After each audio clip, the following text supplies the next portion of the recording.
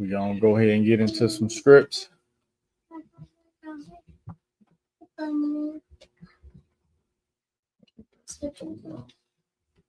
think I see it with that. Yeah, hold on.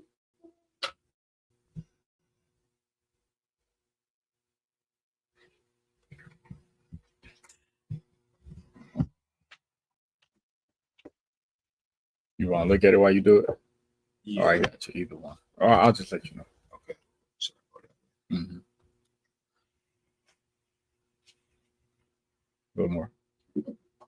It's good.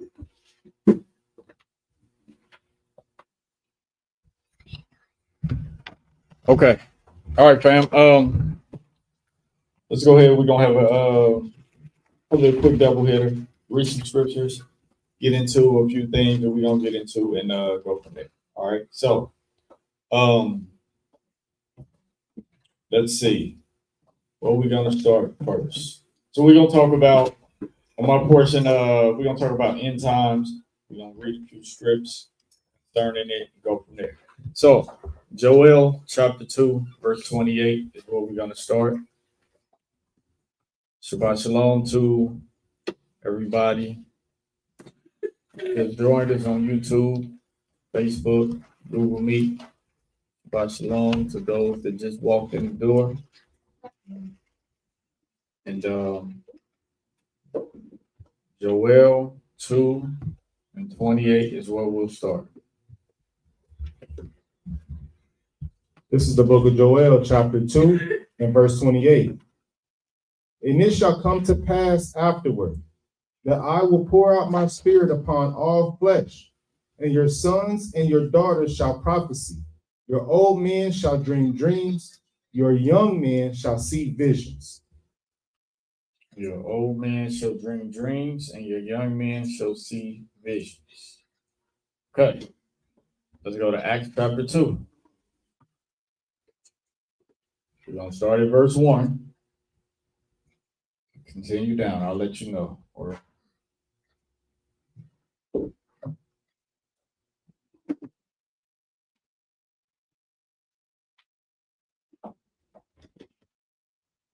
This is the book of Acts, chapter 2, starting at verse 1. And when the day of Pentecost was fully come, they were all with one accord in one place. And suddenly there came a sound from heaven as of a rushing mighty wind, and it filled all the house where they were sitting. And there appeared unto them cloven tongues like as of fire, and it sat upon each of them. And they were all filled with the Ruach HaKodesh, and began to speak with other tongues, as the Spirit gave them utterance. And there were dwelling at Jerusalem Jews, devout men, out of every nation under heaven. Now when this was noised abroad, the multitude came together and were confounded, because that every man heard them speak in his own language. And they were all amazed and marveled, saying to one another, Behold, are not all these which speak Galileans? And how hear we every man in our own tongue wherein we were born?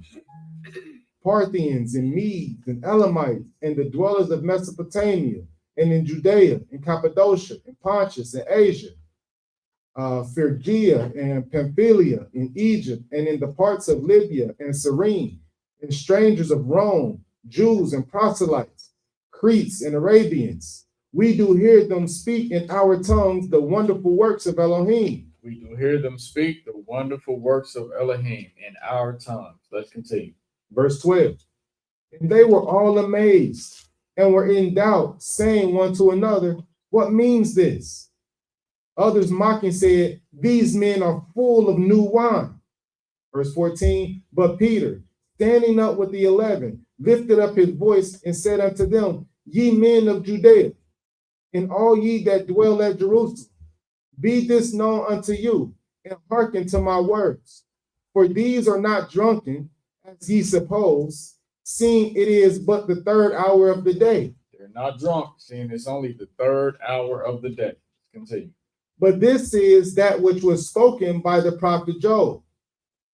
He said, but this is that which was spoken by the prophet Joel. We just read what the prophet Joel said. And now Peter is quoting what the prophet Joel said and attributing it to what was happening during his day. Let's continue. Verse 17. Verse 17. And it shall come to pass in the last days, said Elohim, I will pour out my spirit upon all flesh, and your sons and your daughters shall prophesy, and your young men shall see visions, and your old men shall dream dreams. Young men shall see visions, old men shall dream dreams. Now, he said this was that which was spoken of by the prophet Joel. He's saying this that you see what's going on is a fulfillment of what was spoken of by Joel. But verse 17 gives us a timeline. What is the timeline? It shall come to pass when? In the last days, saith Yahweh. This will establish that the last days was 2,000 years ago. If you look at man's life and existence on a timeline scale of a day is as 1,000 years, then the last days can be, if the first day of the week is Sunday, that's like the first 1,000 years. The second day, Monday, that's like the second 1,000 years, right? Once you get towards the end of the week, Thursday, Friday, Saturday, right? Those are like the last days, right? On that grand scheme of things, even though it was 2,000 years ago, it was still considered the last days, because the day is to the Almighty as what? 1,000 years. Okay, so if it was considered the last day 2,000 years ago, then everything after that is still considered the last days. Everything after that is still considered the last days. So as we continue to read, all the other things and prophecies and things that's going to happen after this event is considered what? The last days. All right, let's turn to Matthew, the 24th chapter. Let's start reading at verse number 1.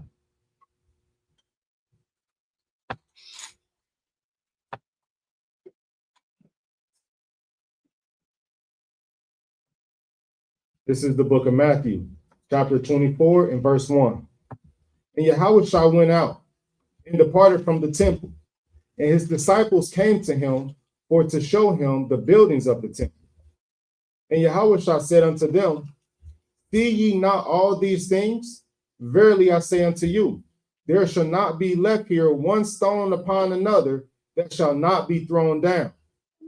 And as he sat upon the Mount of Olives, the disciples came unto him privately, saying, tell us, when shall these things be?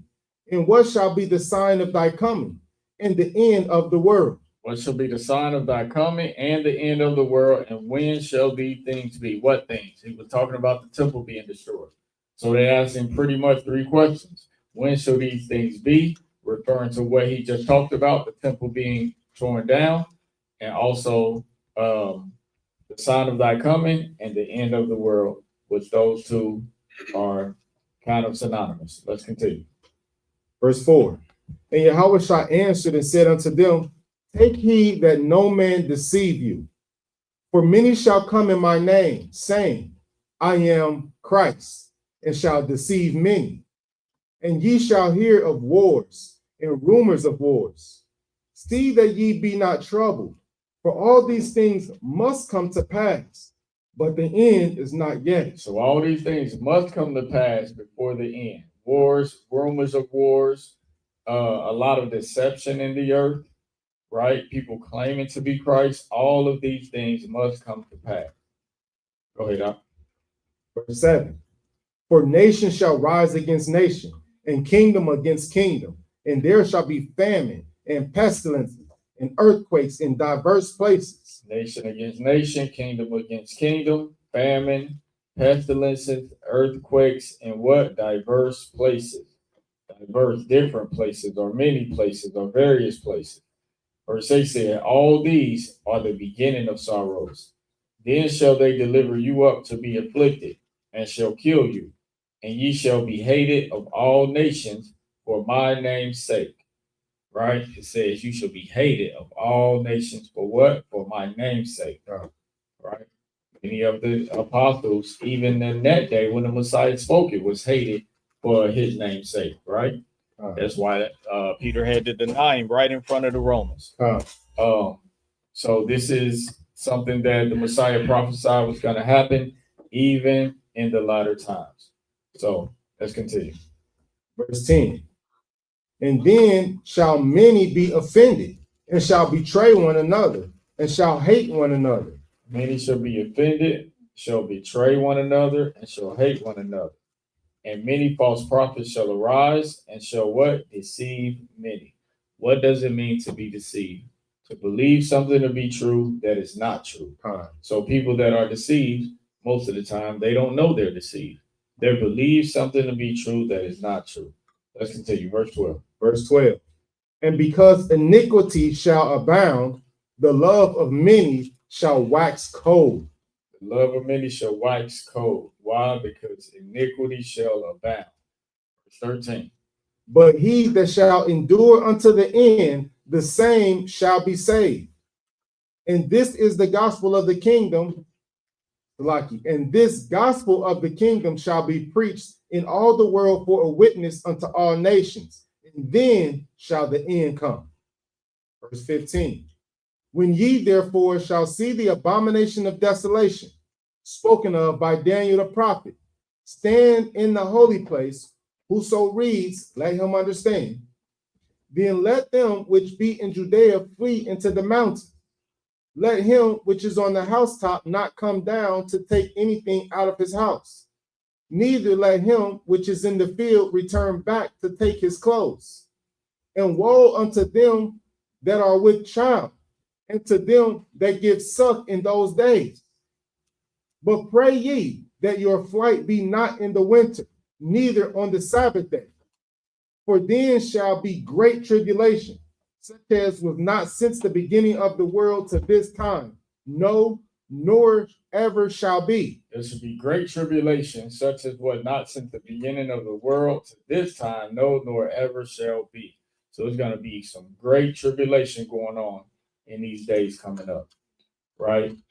Not unlike any tribulation that had happened in the past. It's going to be worse than any tribulation that has happened in the past. No point in time in history we can look to and say that time was worse when it comes to tribulation. Right. He said this tribulation will be the worst. So you got to be girded up for it. You got to gear up spiritually, physically, mentally, emotionally, in every way for these days that's coming. Let's continue. Verse 22. And except those days should be shortened, there should no flesh be saved. Except those days be shortened, no flesh should be saved, right? But it say, but for the elect's sake, those days shall be shortened. Doesn't that remind you of the days of Noah? Because why? In the days of Noah, only 8 people were saved. But the Messiah clearly said in the scriptures in another place that what? His second coming will be likened unto what? The days of Noah. And again, the days of Noah, there was hardly any flesh saved. Right? 8 people were saved. Let's continue. Verse 25. Behold, I have told you before. Wherefore, if they shall say unto you, behold, he is in the desert, go not forth. Behold, he is in the secret chambers, believe it not. For as the lightning comes out of the east and shines even unto the west, so shall also the coming of the Son of Man be. For wheresoever the carcass is, there the eagles will be gathered together. There the eagles will be gathered together. Verse 29.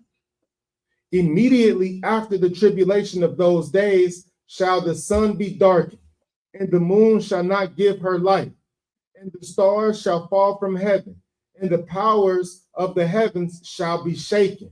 The powers of the heavens shall be shaken. When? Immediately after the tribulation of those days. Let's continue.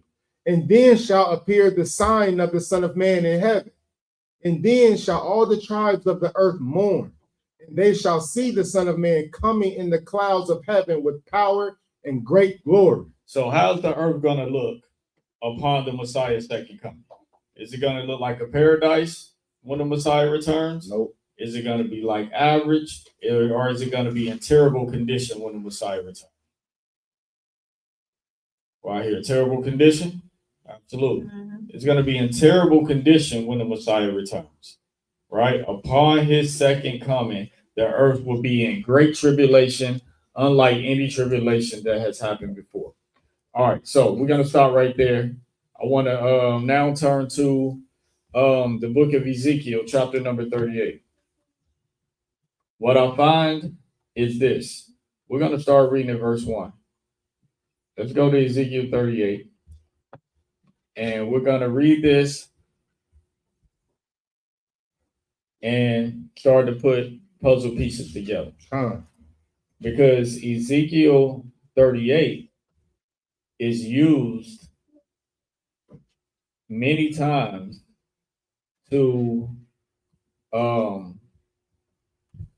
justify things that are going on right now in the land of Israel, different conflicts that the current land of Israel has.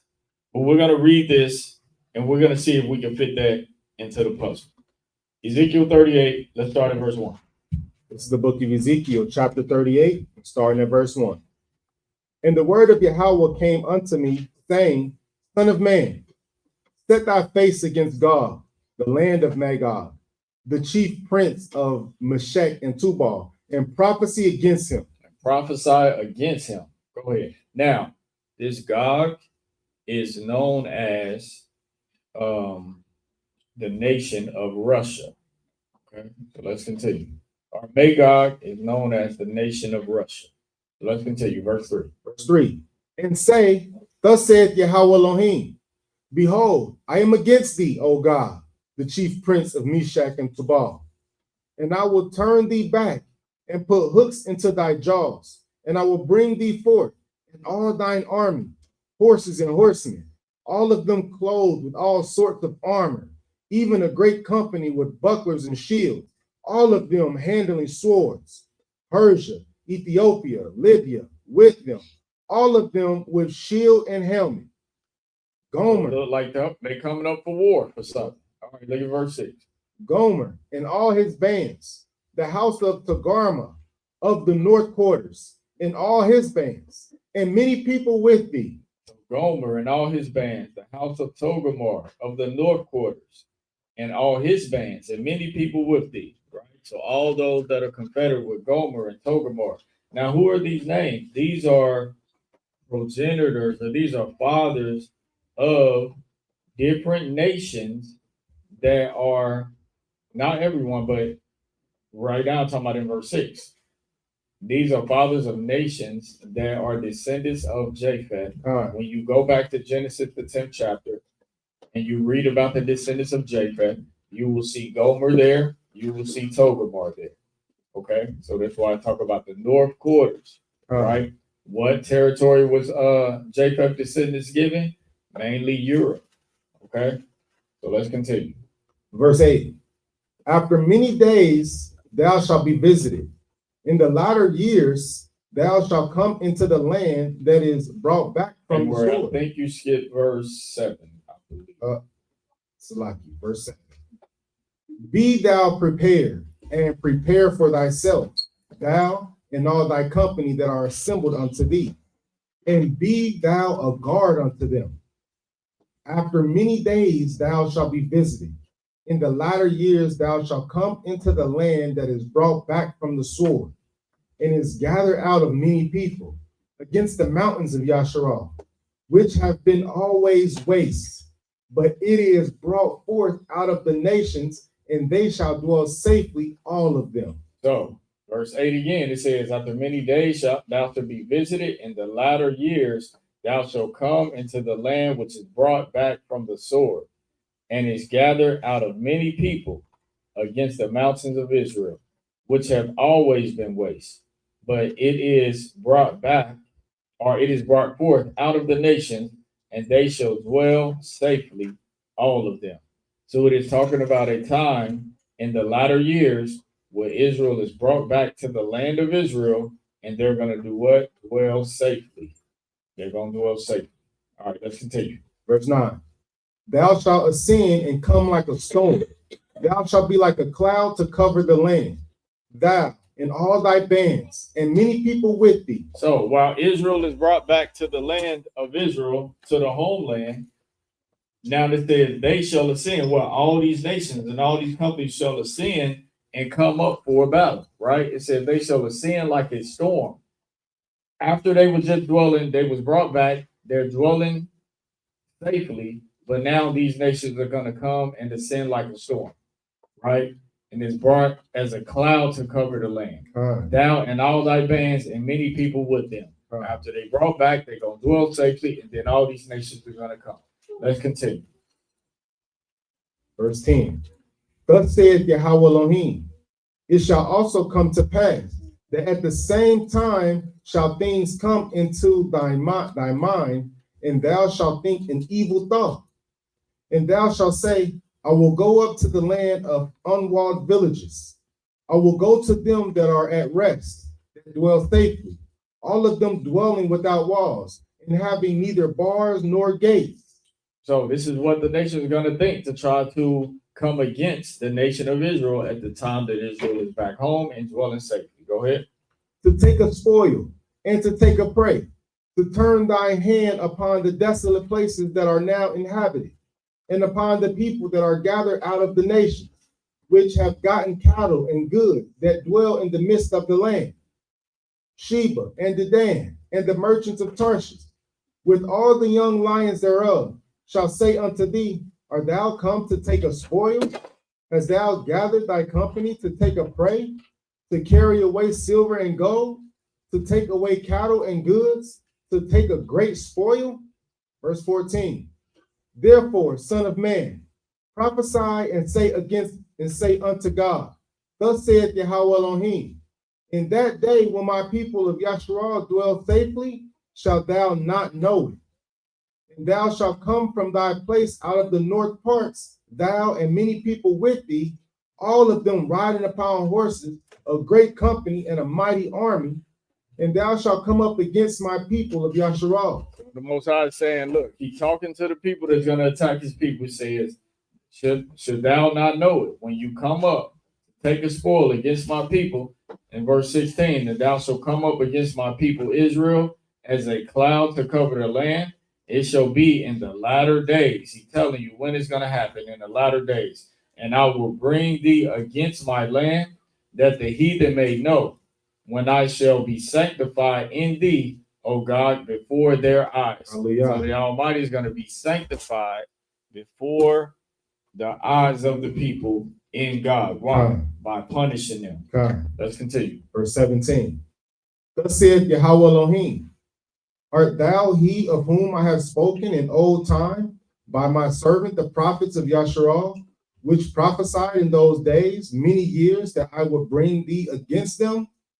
And it shall come to pass at the same time when Gog shall come against the land of Israel, saith Yahweh Elohim, that my fury shall come up in my face. When you do this, my fury shall come up in my face. Verse 19. For in my jealousy and in the fire of my wrath have I spoken. Surely in that day there shall be a great shaking in the land of Yasharal, so that the fishes of the sea and the fowls of the heaven and the beasts of the field and all creeping things that creep upon the earth and all the men that are upon the face of the earth shall shake at my presence, and the mountains shall be thrown down, and the steep places shall fall, and every wall shall fall to the ground. And I will call for a sword against him throughout all my mountains, said Yahweh Elohim. Every man's sword shall be against his brother. And I will plead against him with pestilence and with blood, and I will rain upon him and upon his bands and upon the many people that are with him, and overflowing rain and great hailstones, fire and brimstone. So how's the Almighty going to fight for the people at this time? He's going to rain on them what? Fire and brimstone, according to verse 22. It says, and upon the people that are with him, an overflowing rain of great hailstones, fire and brimstone. Verse 23 says, thus will I magnify myself and sanctify myself, and I will be known in the eyes of many nations, and they shall know that I am Yahweh. So let's wrap up the context. In this chapter, we have a prophecy that Magog is going to come against the nation of Israel one day in the latter days. They're going to be joined on with other nations. They're going to have a great company. They're going to come up and come against the nation of Israel after the nation of Israel has returned home. Right? That's what we got in the chapter. And after the nation of Israel has returned home, they will be dwelling in peace and safety, what it says in this chapter. After they're dwelling in peace and safety is when these nations, led by Magog, aka Russia, are going to come up and make war against the people dwelling in peace and safety in the land of Israel. And then the Almighty is going to fight for them and rain down fire upon these nations. Hallelujah. That's what we got, right? We need to know what's the context. When is this going to happen, right? I've heard a lot of people relate Ezekiel 38, what we just read, to things that are happening now. If they see on the news right now that the people in the land of Israel is having some sort of conflict with Russia or other nations, people start reading Ezekiel 38. I've seen Israelites who know that they're Israelites see on the news a conflict with people living in the land of Israel and Russia or some other nation, and they start reading Ezekiel 38. Is it a misappropriation? Because if we're Israel, why are we reading about them having conflict and then apply Ezekiel 38 to it? When Ezekiel 38 is talking about the true Israelites going back home and having conflict with these people. It makes sense? All right, so what's the timeline? What do Isaiah tell us again? Line upon what? Line, precept upon precept. Here a little one, there a little. Let's go to the book of Revelation. Remember what we just talked about. What was it again? Israel going back home first. After they go back home, they're at peace and safety, according to Ezekiel 38. After they're at peace and safety, many nations led by Russia come up to make war against them to take a spoil. After they do that, the Most High rains down fire and destroys the other nations. That's the context. Revelation chapter 20. We're going to start reading at verse 1.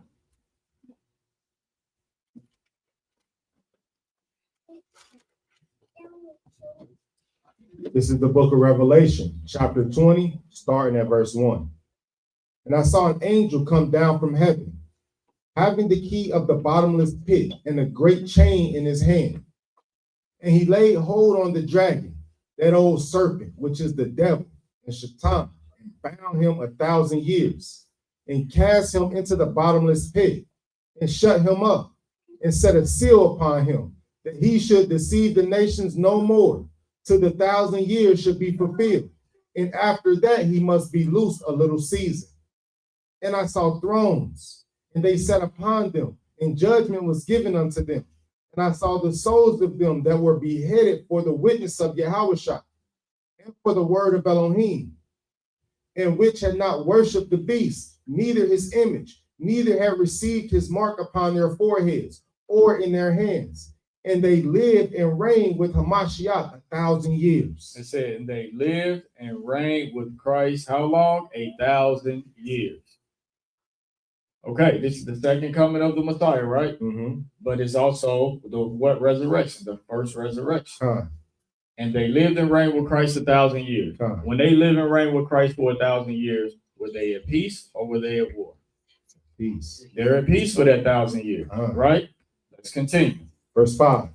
But the rest of the dead lived not again until the 1,000 years were finished. This is the first resurrection. The rest of the dead did not live again until the 1,000 years were finished. This is the first resurrection. What does it mean, the rest of the dead? The rest of the people that died that did not fit the category in verse number 4.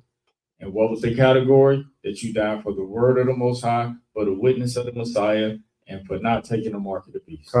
If you did not fit in that category, then you will still be asleep or dead until that 1,000 years is over, and then you'll be resurrected. It doesn't mean you was wicked. It doesn't mean you was righteous. It just means you didn't fit in that category Con. to be in the first resurrection. Okay? Now let's continue. Verse 6. Blessed and holy is he that hath part in the first resurrection.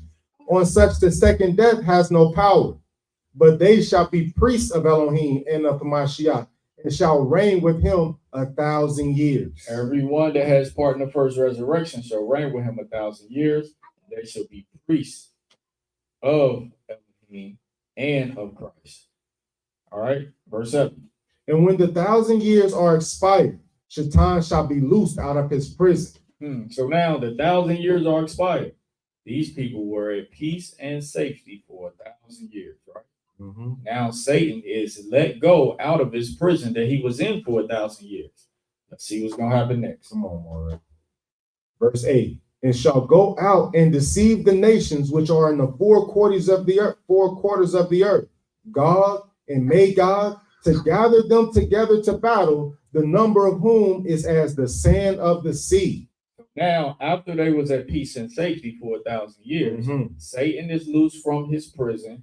He go out and deceive the nations of Gog and Magog. Same thing we read in Ezekiel 38. Gog is more just like the leader of Magog, right? The Russians. Then it says, to gather them to battle, the number of whom is as the sand of the sea. So they got a whole lot of people to go and make war against the people in the land of Israel, living in peace and safety. And what's the timeline? After the 1,000-year reign of the Messiah. This is one last time, one last battle, one last go. But the Israelites are already back home, right?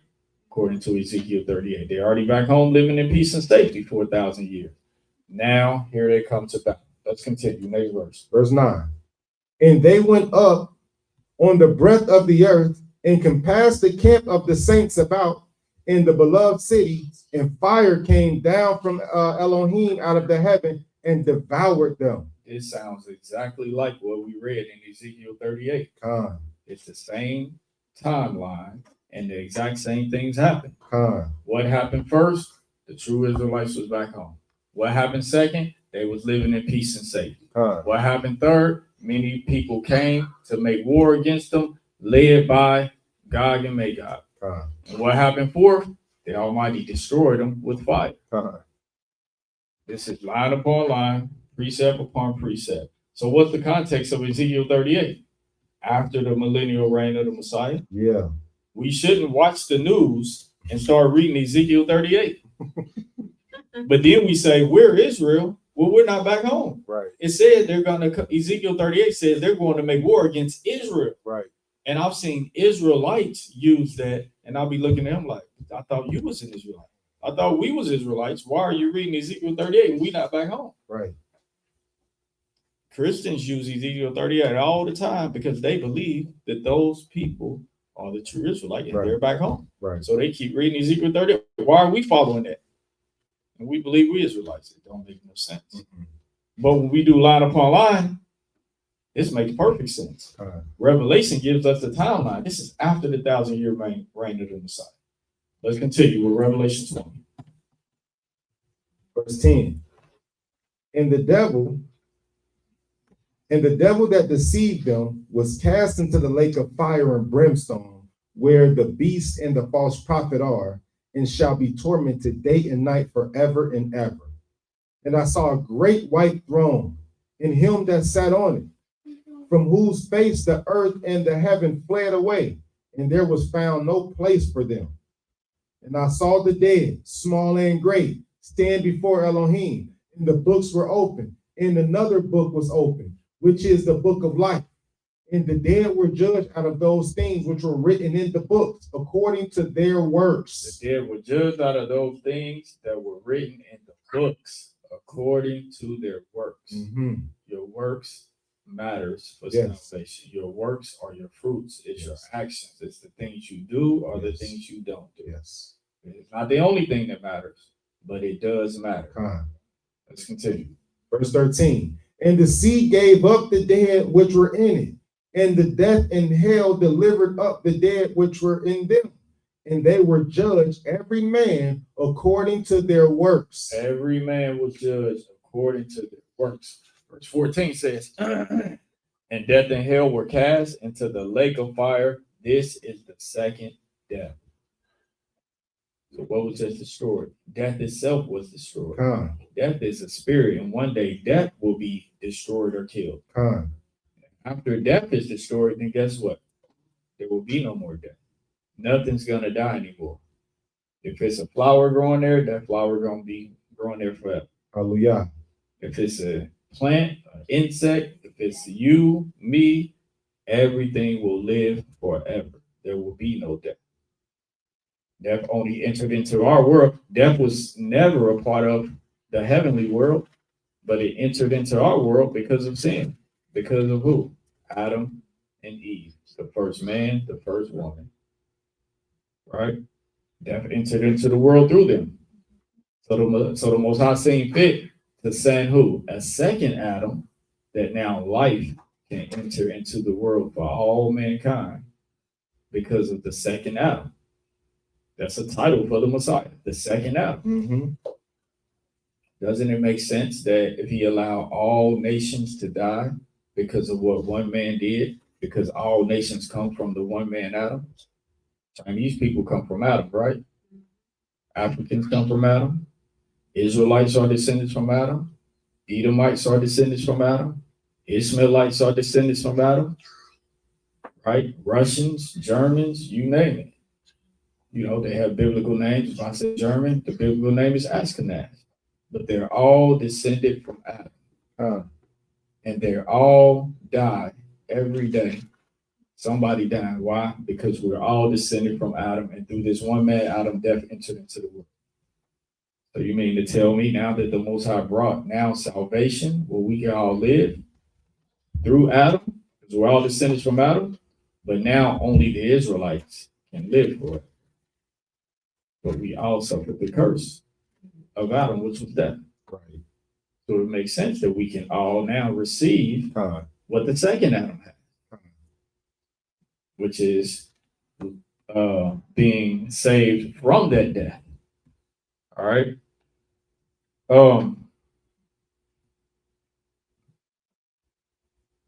So let's continue. So Revelation 20 and Ezekiel 38 go hand in hand. Everybody see that? We see it as far as what happened, as far as the timeline, everything come together, everything makes sense. Revelation 20 and Ezekiel 38 are brother scriptures. These two are brother scriptures. Mm-hmm. All right. So let's go to Isaiah chapter 51 and let's read verse number 20. Isaiah 51 and 20.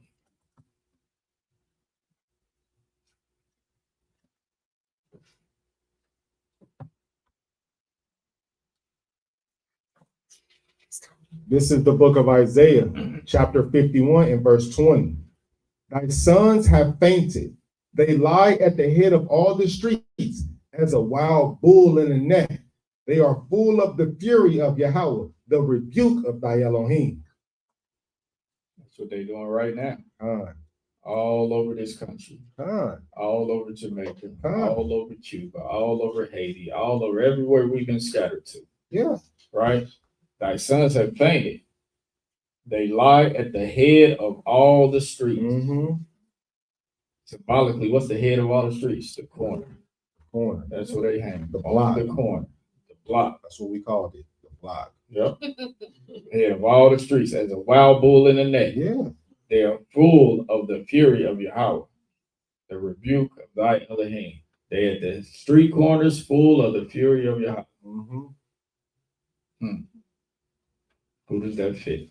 Fit us. Isaiah 66, verse number 20. This lesson gonna be real quick, y'all. We're gonna be done real soon. Isaiah chapter 66 and verse 20. And they shall bring all your brethren for an offering unto Yahweh out of all nations upon horses and in chariots and in litters and upon mules and upon swift beasts to my holy mountain Jerusalem, said Yahweh, as the children of Yasharal bring an offering in a clean vessel into the house of Yahweh. Children of Israel bring an offering in a clean vessel unto the house of Yahweh. So just looking at some of the prophecies, some of the ways how Israel is going to be back home. We're going to be taken back home by the nations. That's partly. Some Israelites are just going to move back home and be there when the Messiah returns. Right? Some was already on the east. Now that's they're in the land of Israel, but in the east still. And ultimately, the Messiah, through the angels upon the second coming of the Messiah, will gather Israel and take the rest of the Israelites scattered back home to the land of Israel. 1 Timothy chapter 4, verse 1 and 2.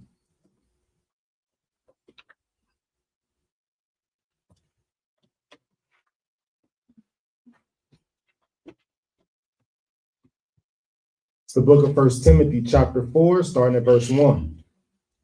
Now the Spirit speaks expressly that in the latter times some shall depart from the faith, giving heed to seducing spirits and doctrines of devils, speaking lies and hypocrisy, having their conscience seared with a hot iron. Now, again, this is a prophecy of how things are going to look in these days. Now, the Spirit, they speak it expressively that in the latter times some shall depart from the faith, giving heed to seducing spirits and doctrines of devils. So this is dealing with those that were actually in the faith at one point in time and departed from the faith, giving heed to seducing spirits and doctrines of devils, speaking lies and hypocrisy, and having their conscience seared with a hot iron. What does it mean to have your conscience seared? That means if you're doing something wrong, it's obviously wrong, right? But you know that it's wrong, but you ignore it. You know you're not supposed to do that, and you ignore it again. You know you're not supposed to do it, and you ignore it again. After so long, your conscience will be seared with the hot iron. That's what you don't want. You don't want to have a seared conscience. You don't want to have a reprobate mind. You don't want to be in that point. You want to always take heed when you are aware of what you are doing, then you want to make the necessary correction. Right. Sometimes if people are not aware, those are things that the Almighty have more mercy on. That's why it says in the book of Acts, the 17th chapter and the 30th verse, in the times of ignorance, the Almighty winked at, meaning you didn't know. You wasn't aware that you were doing wrong.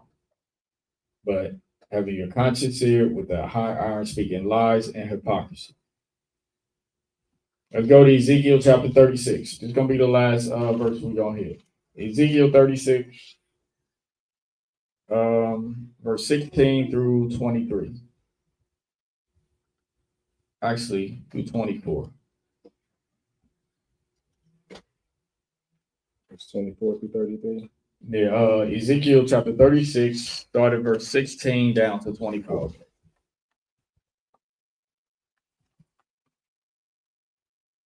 This is the book of Ezekiel, chapter 36, starting at verse 16. Moreover, the word of Yahweh came unto me, saying, Son of man, when the house of Yasharal dwelt in their own land, they defiled it by their own way, by their doings. Their way was before me as the uncleanness of a removed woman. Wherefore I poured my fury upon them for the blood that they had shed upon the land, and for their idols wherewith they had polluted it. For their idols that had polluted it. They polluted the Almighty's land with their idols. Do we still have idols today? You know one of the biggest idols that people don't really talk about? You know what I think one of the biggest idols? We got all type of idols. It could be money. It could be all type of stuff. But I find that in this truth, so-called truth, this is the idol that I don't hear much about. Every once in a while, somebody will bring it up. Somebody will say something, but you don't hear much about it. Yourself? Definitely that. I hear that a little bit more. But you know what I think? it is idols as far as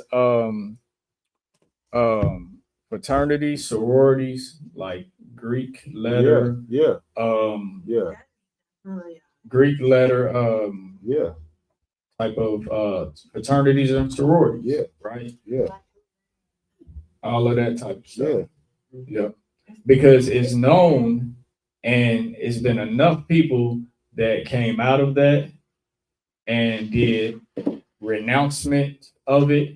And it's known, and they talk about the oath they had to take and different things like that. When you're taking an oath, and that oath, absolutely, masonry as well, and that oath mentions the name of another God, you're in idolatry. You're in idolatry all day. When your oath and the things that you do and say, you have to say it in the name of other gods, and they're Greek gods, right? So that's one that I feel like is widespread, but not many people mention it much. So let's continue. Verse 19. And I scattered them among the heathen, and they were dispersed through the countries. According to their way and according to their doings, I judged them. And when they entered unto the heathen whither they went, they profaned my holy name. When they said to them, these are the people of Yahweh, and are gone forth out of his land. But I had pity for my holy name, which the house of Yasharal had profaned among the heathen whither they went. Therefore say unto the house of Yasharal, thus saith Yahweh Elohim, I do not this for your sakes, O house of Yasharal, but for my holy name's sake, which ye have profaned among the heathen whither ye went. And I will sanctify my great name, which was profaned among the heathen, which ye have profaned in the midst of them. And the heathen shall know that I am Yahweh, saith Yahweh Elohim, when I shall be sanctified in you before their eyes. For I will take you from among the heathen and gather you out of all countries and will bring you into your own land. That tells me what?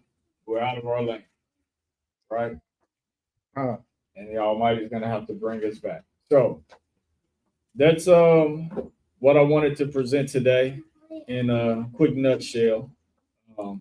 Definitely wanted to bring it out, but didn't want to take too long. Of course, like any other lesson, y'all know we could read 10 more scriptures, but I wanted to keep it short and to the point.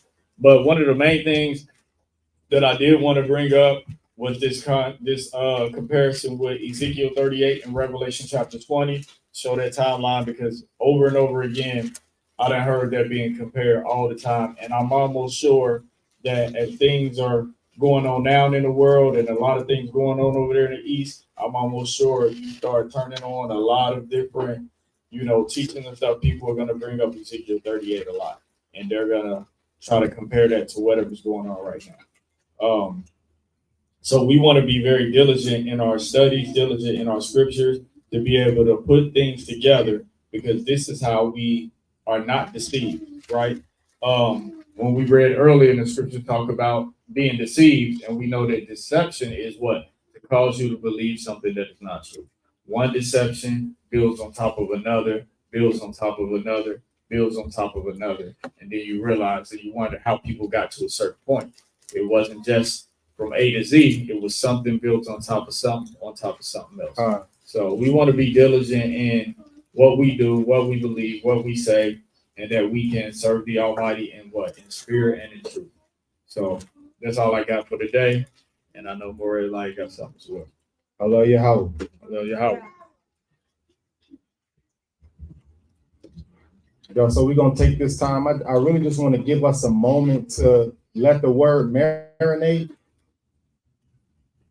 Think about what Morey Yash said. What is your takeaway? What are you taking away from the lesson?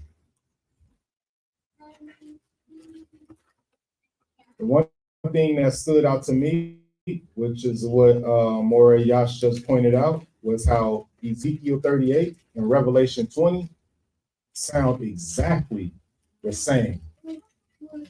It sounds exactly the same. So if I was you, or if you kind of feeling like I am regarding how those scriptures mirror each other, I will go back and read those scriptures again.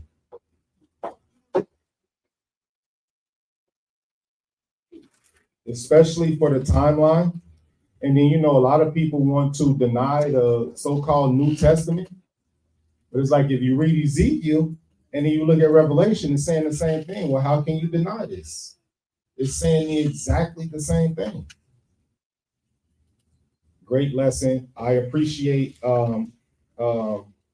Moriyash and how he makes the scriptures clear, precept upon precept, line upon line, and it helps us to really get that understanding, because some things could be confusing regarding who's ruling in the last day, who is the king in the last days, right? The first and second death, that could be a confusing topic. The second resurrection, who gets to live during the millennial reign, like all of those things Moriyash covered. So it made it very clear, very simple, and edible. So I would definitely just want to take the time to marinate on that, and you apply to your heart what your takeaway from the lesson is. So while we do that, let us take this moment to stand for the elders.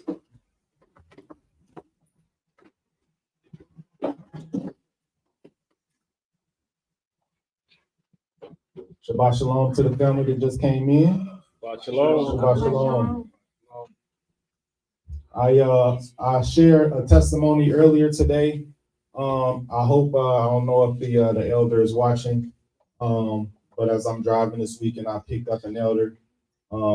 He recognized who I was by my name, and we had a great conversation. And really, I was just listening most of the time. So look. All right, let me go back. So I'm driving and I stop. I see this one elder and he washing his car, right? He got it real nice and clean. I just wanted to compliment his car. So I rolled my window down. I'm like, man, good job on the car, man. It's real clean. My wife was on the phone with me, and before you know it, he had me sitting there for 20 minutes just talking. And then I was like, all right, elder, I gotta go. I gotta go, and he was giving me all the wisdom he can give me in this short amount of time. And I was just thinking, like, that's all the elders really want to do, because they don't really get those times where people are willing to sit down and just hear them talk. Just imagine how you're gonna be. All these years you done lived, and you got all these stories built up in you, and nobody wants to hear you. When you finally get somebody that's willing to listen, you're gonna be pouring it out on them. And they get animated, and some of the stories, they be lavish and they like to exaggerate a little bit, but it's funny and it's all good.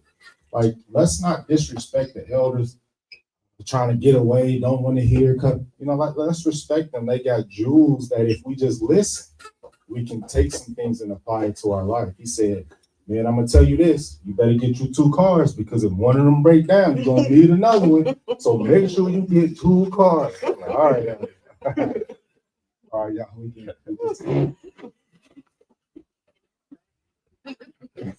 yeah. Okay, y'all.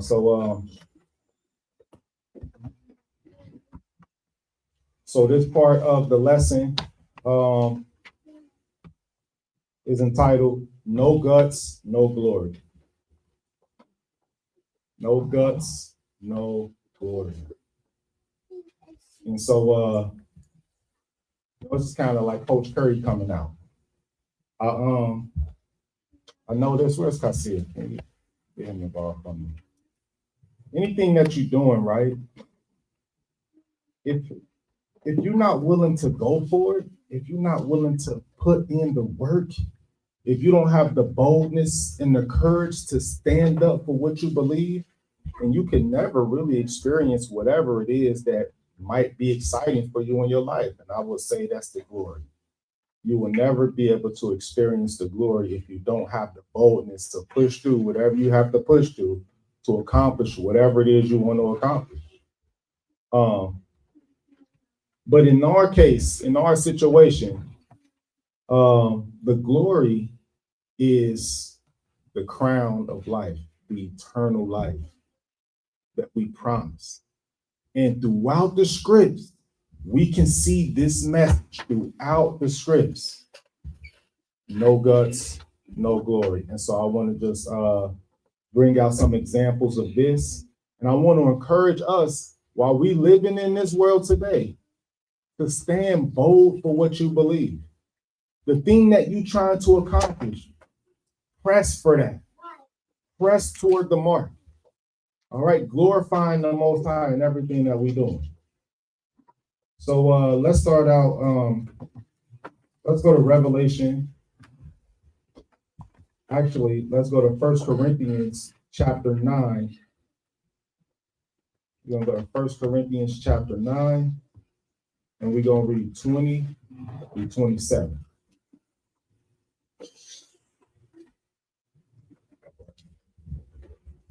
To the listening audience and to those who will watch this video, maybe not today, but later on, it's time to man up. It's time to be strong. It's time to stand firm on what we know is righteousness.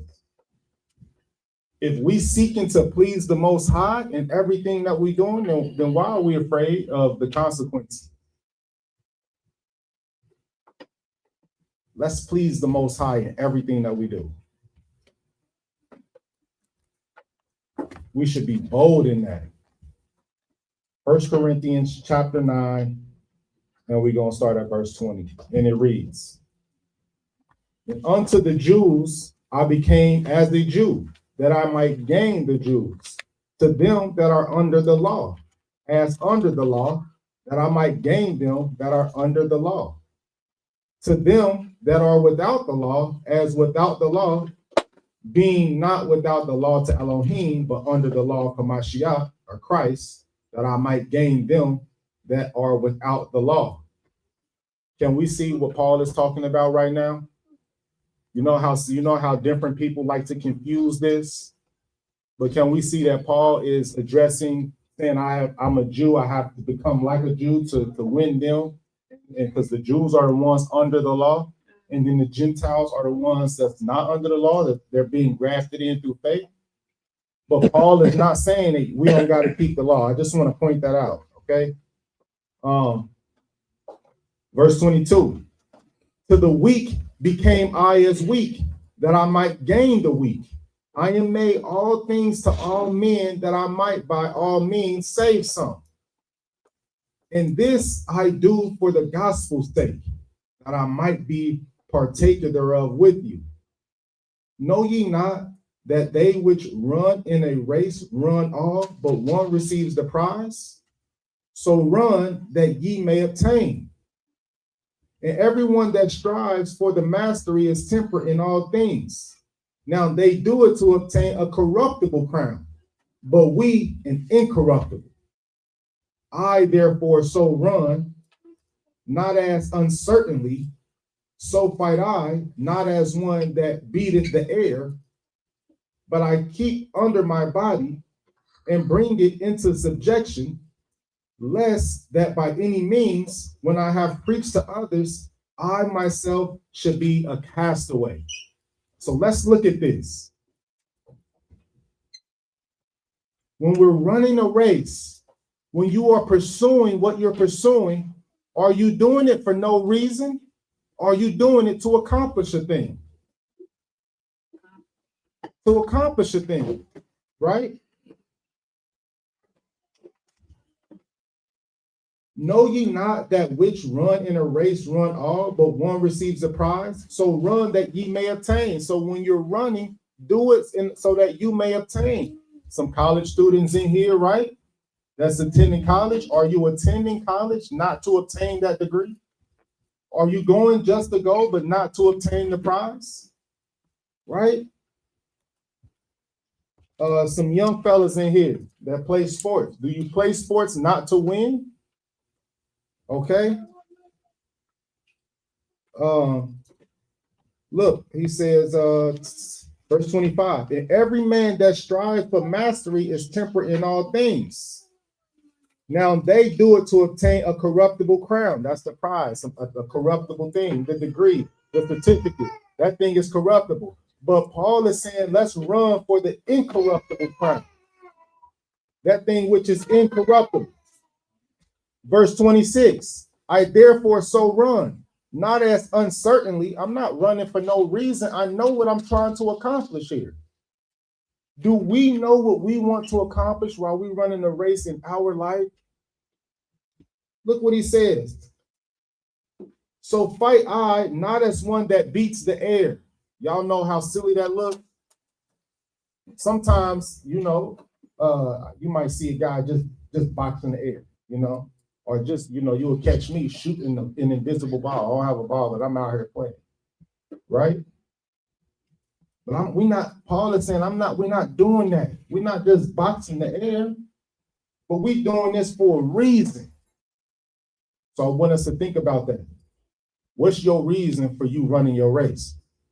What's your purpose? What are you trying to accomplish as you are running your race? And then look at what he says in verse 27.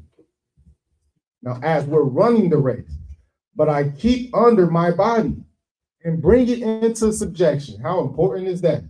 That while you're running your race, that you bring your body into subjection. How important is that?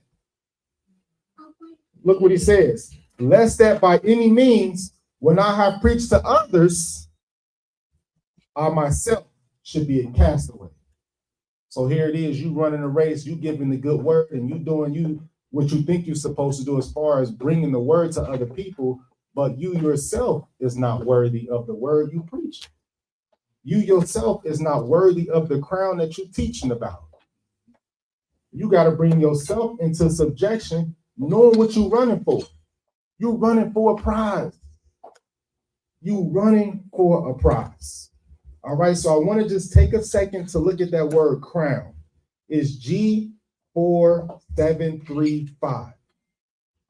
Can we get that? Can somebody help me out with that, please? Really just setting up the foundation so that we can go into getting some examples of the guts and the glory that comes. And sometimes, and here's the thing, it's not always the earthly, it's not always the corruptible glory that we're going to receive. But is it worth it though? I've been told before, I don't want to wait until the next world. I want to live a good life now. I don't want to wait until the next life. I've heard that before. And it came from a sincere place. But that's scary. Like, nah, listen. Pretty much they don't have enough faith to hope in what's to come. So they just settle for what this world have to give.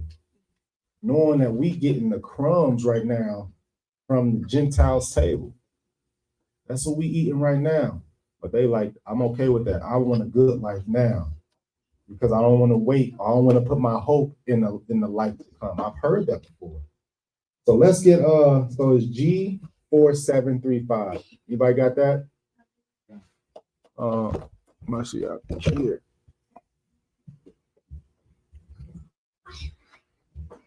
G4735 Stephanos formed from an apparently primary stepho to twine or wreath a chaplet as a badge of royalty, a prize in the public games, for a symbol of honor generally, but more conspicuous and elaborate than the simple fillet. Okay, so it is generally a symbol of honor, but it's more than just a simple crown. So this is what this is what he's trying to explain that, well, this is what we're seeing when we look at this, that the crown is not just a crown, but it's a mark of honor. It could be the robe. Remember, we see the garments of the righteous who are waiting for the time to come. They're clothed in those white. It could be that. It's just a symbol of honor. It's not necessarily just the crown. It's whatever the Almighty is going to give us when we receive eternal life. That glory. Okay, let's go to Revelations 2.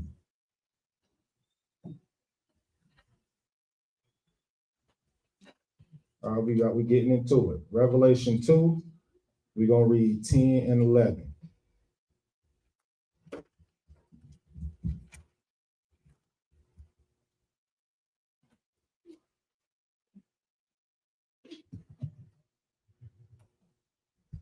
This is the book of Revelation, chapter 2, starting at verse 10.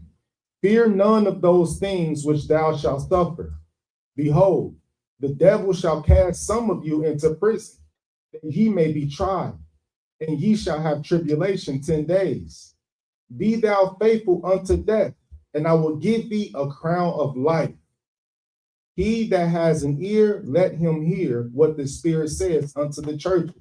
He that overcomes shall not be hurt of the second death. Isn't that what we want? Eternal life? Isn't that what we're striving for? Let us put it into perspective. Who living their best life right now? Everything is just peaches and cream. Everything is good. Moray Yash just talking about us having to deal with death by itself. That's one of the things. Let's go to Deuteronomy. Chapter 20. Watch this. I'm gonna speak to the men on this. Deuteronomy chapter 20, and we're gonna read verses 1 through 9.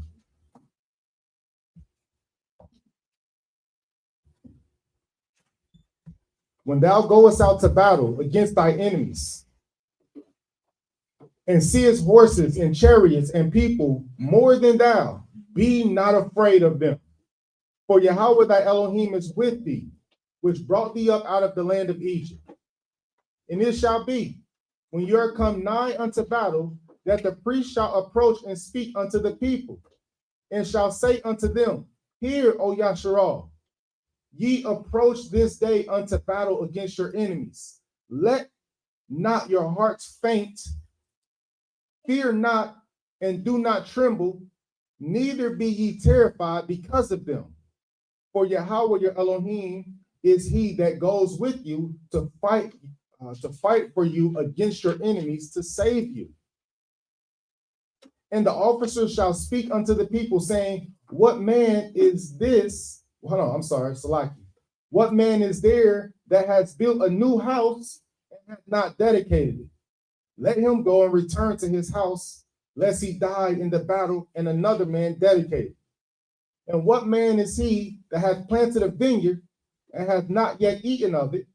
Let him also go and return unto his house, lest he die in the battle, and another man eat of it. And what man is there that hath betrothed a wife and hath not taken her? Let him go return unto his house, lest he die in the battle, and another man take her. And the officers shall speak further unto the people, and they shall say, What man is there that is fearful and faint-hearted? Let him go and return unto his house, lest his brethren's heart faint, as well as his heart. Couple things here.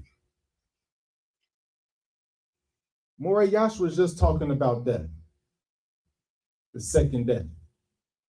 And we read in Deuteronomy 20 that a man can betroth a wife, let him go back to that woman lest he die in a battle.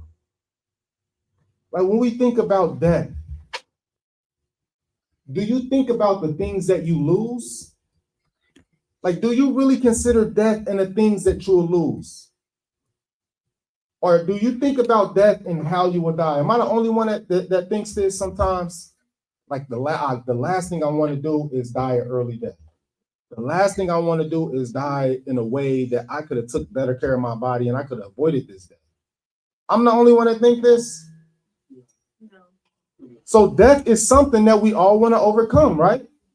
We read in Revelation that we can overcome the second death. We get eternal life. So are we going to trade? So that's what I'm saying. Are we trading? Are we trading that for this life?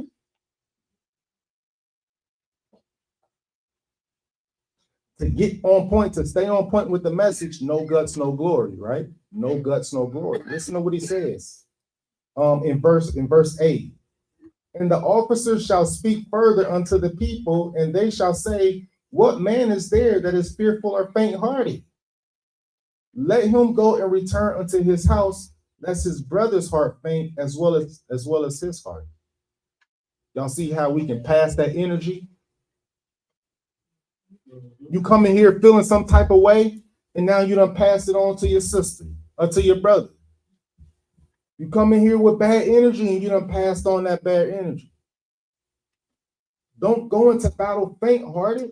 Well, when we playing sports, I don't want to go into the game and I got guys that's scared of the other team. What are we talking about? Y'all passing it on. I'm coaching my guys up now, and it's a couple teams that they nervous about. Like, hey, this team, this. I'm like, man, why y'all scared? Y'all scared of them? And this is just a game, all right? Y'all scared of them?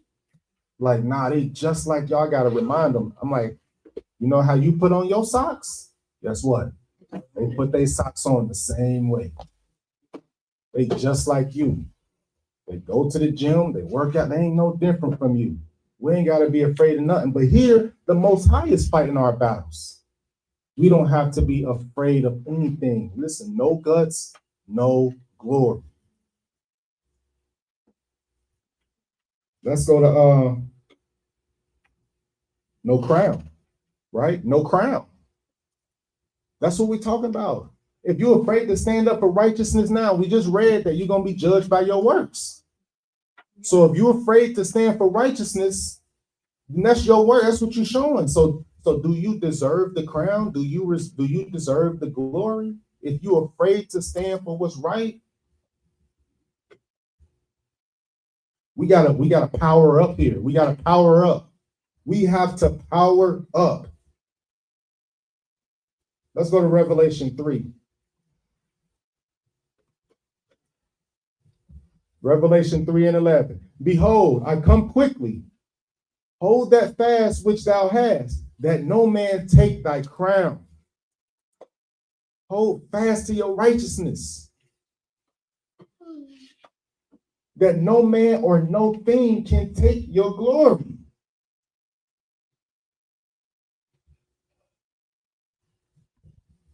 Let's go to we get into it, y'all. We get into it. Let's keep it going. Let's go to Matthew chapter 6. We're gonna read verses 1 and 2.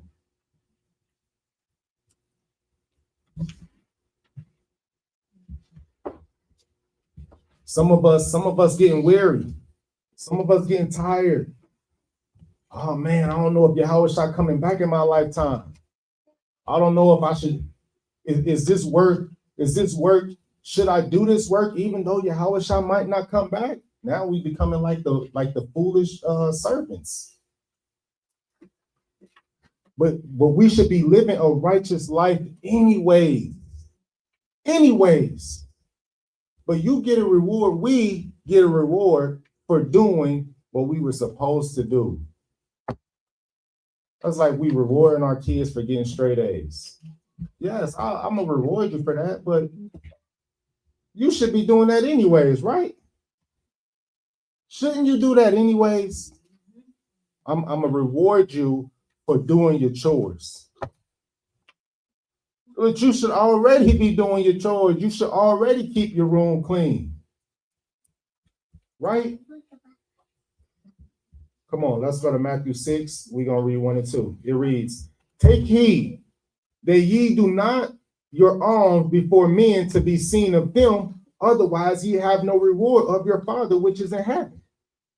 Therefore, when thou doest thy alms, do not sound the trumpet before thee, as the hypocrites do in the synagogues and in the streets, that they may glory of men. Verily I say unto you, they have their reward.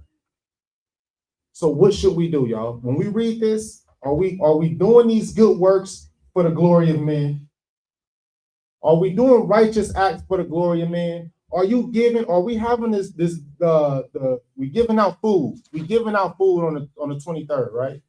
Are we doing it just for the glory of men? Is that what we're doing it for?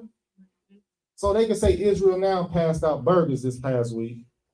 Is that what we're doing it for? No. No, we want to be a reflection of the kingdom. We want to do it for the glory of the Most High.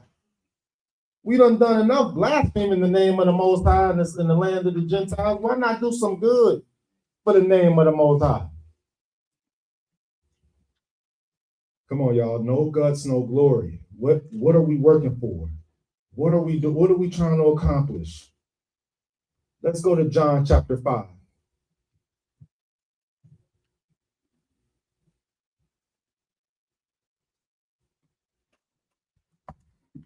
We're going to read verses 39.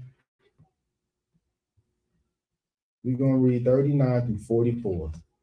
John chapter 5. We got to power up, y'all. Even myself. Be struggling in this world. Even though we already know, especially as men, we know that they don't put the system against us. We know that. We know that. We can't. It's hard for us to make it. It's hard for us to make it. But then it's like, well, should I be working to try to make it here? Is that what we're doing? Are we working to try to make it here? I think we are. I think if we thinking like this, I believe we're off. But we should be working to glorify the Most High and allow the Most High to take care of you. Do we have that type of faith? It's tough, especially as men. That's why I want to talk to the brothers, because it's tough. It's hard for a lot of us to. That's why we read the scripture and it says that the Israel's at the head of every corner like a bull caught in the net. We not just eager to go work a 9 to 5, and I'm not saying nobody is above a 9 to 5. I'm saying that we want to be leaders too. We want to provide jobs too. We want to be able to pay people incomes too. So they made it in a way. It's the curses. Hey, you want to open up this big, you want to start this business, you need a loan. Guess where you got to go for the loan? You got to go talk to them. I was listening to one of these, I listen to like Kobe Bryant quotes, and I try to find some things for my basketball team, right? Just trying to find ways to keep them pumped up. And I heard Steve Harvey say he went to the hospital one day with his friend. The grandmother was getting ready to pass away, and the friend said, the grandmother said, "Do you know your great grandfather?" And he said no. And she said, "You know why you don't know your great grandfather?" And he was just standing there dumbfounded. And she said, "Because he didn't leave you nothing." Right. That's why you don't know your great grandfather, because he didn't leave you nothing. But how many of us fall into that same situation where it's like, man, if somebody would have just left me something, I'll be able to do this, I'll be able to move, just something. But a lot of times when our parents pass on, we doing bake sales and we selling dinners for the funeral. We selling a bunch of things to get enough money to bury them, let alone them leaving an inheritance for us, which is how it should be. So we already starting backward. We already behind the 8 ball. These Gentiles, they passing down generational wealth, generational knowledge. And then we finally come into the knowledge, we already 400 years behind, right? What happened when our ancestors did set up cities for us to learn from? Burned them down, right? So we know through history that this country is not set up for us to succeed. We know that. So then what are we working for? What are we working for? What are we doing? So we struggling out here because we like, got to get this paycheck. I got to pay this bill. I got to do this. But I'm saying, is our focus on the right thing? That's what I'm saying. We might have to question what we actually doing, especially us believers, especially us that's walking in the truth and understanding. We might need to refocus what our goal is. Because if it's just that dollar to pay them bills, listen, it's going to be misery. Because they got it set up where it's like one door slam in your face, the next door slam in your face. You think that you should be able to fall and get back up in this society, but here, if you fall, that might be the only opportunity you get.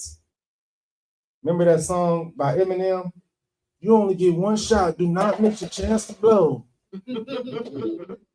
Crazy though, right? One opportunity? That is ridiculous. Ain't it? You should be able, once you fall, then you learn from your mistakes and you get back up and then you go again. But here, if you fall, that might be the last time financially. That might be your financial ruin if you fall. It's not set up. So that's what I'm saying. Like, we might just need to rethink our focus. And I believe we do.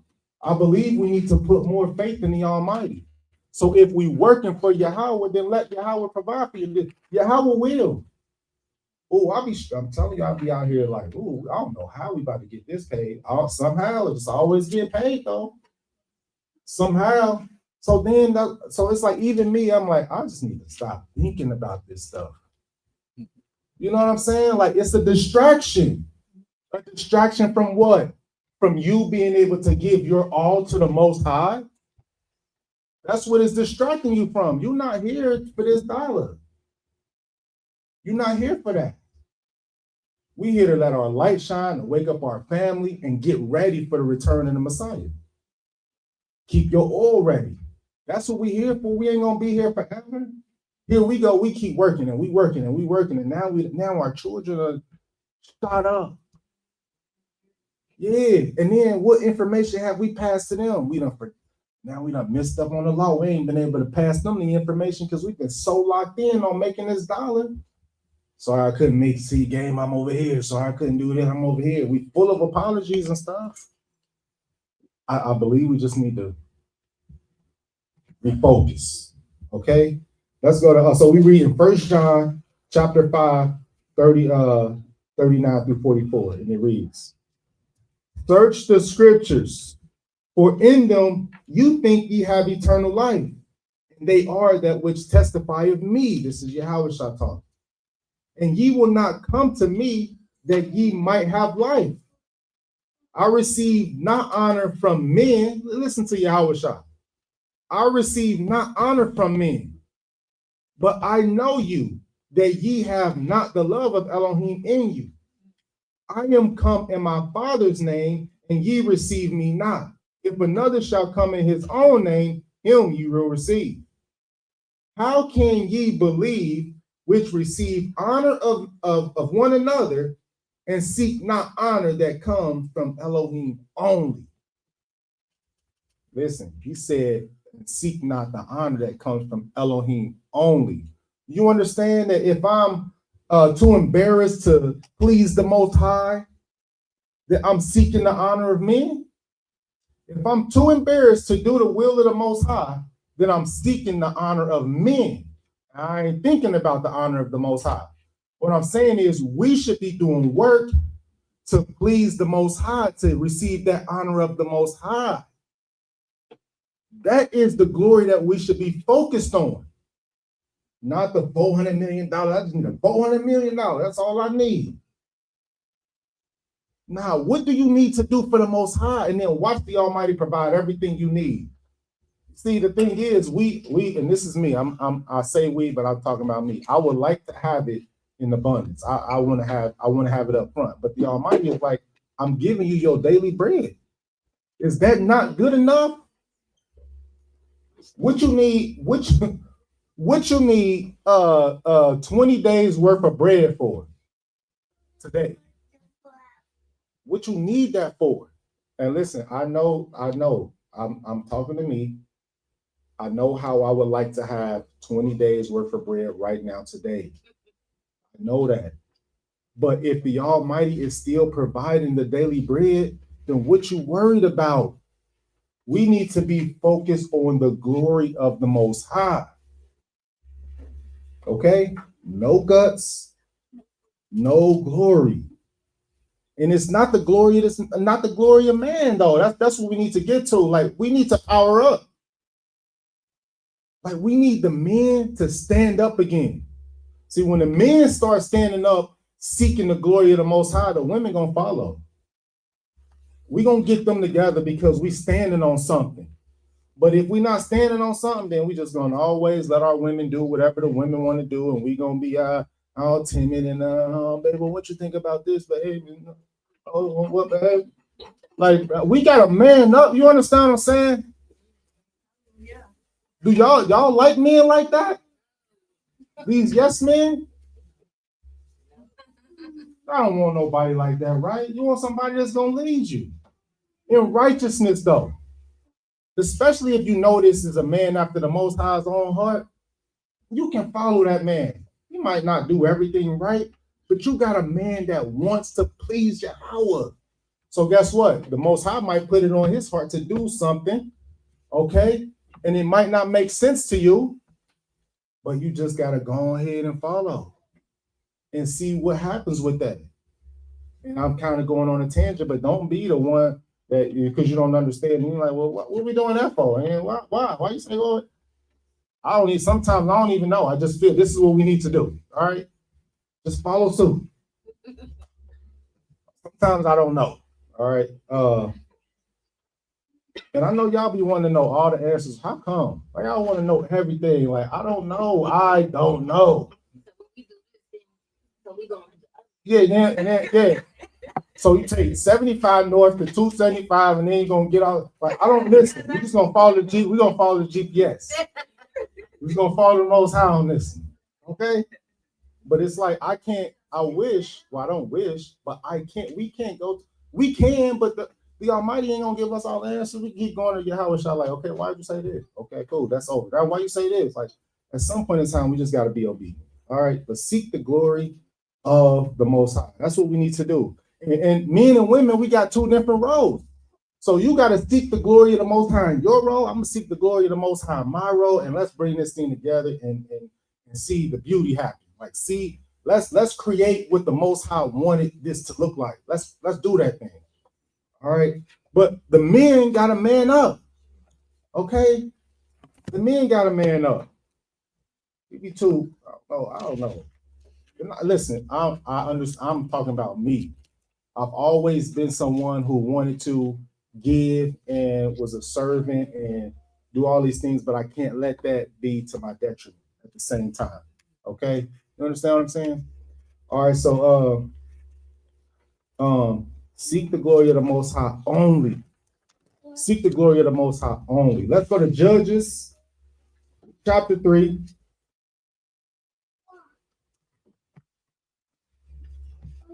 Let's get some of these examples, and we'll just get a few. We got a lot of them, but we'll just get a few. Judges chapter 3. Let's start at verse 12.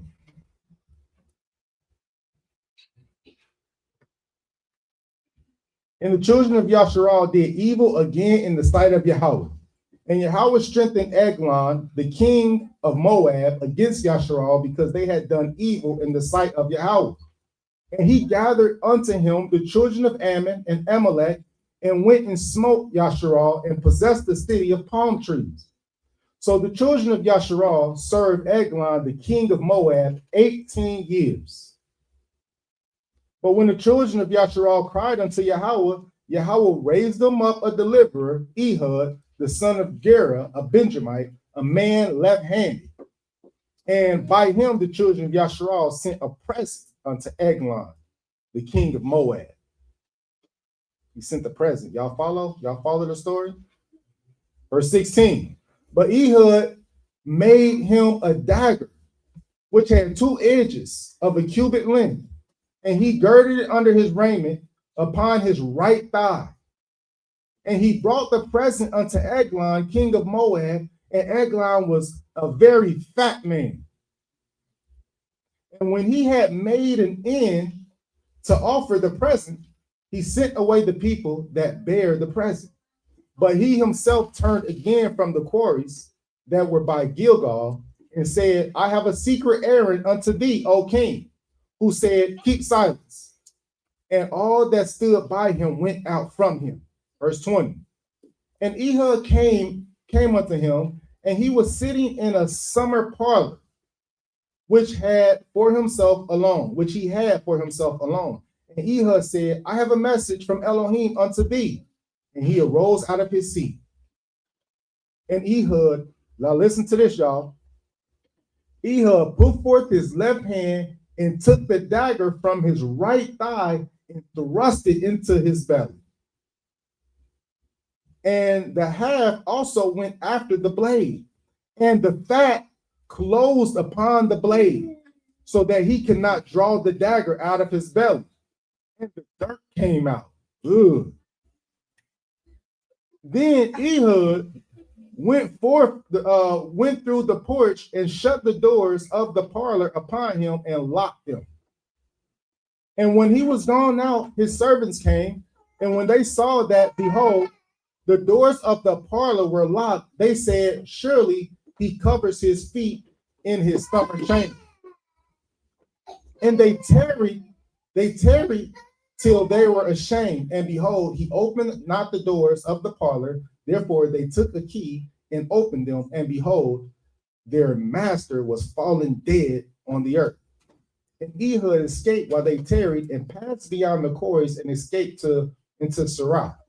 And it came to pass when he was come that he blew a trumpet in the mount of Ephraim, and the children of Yasharal went down with him from the mount, and he went before them.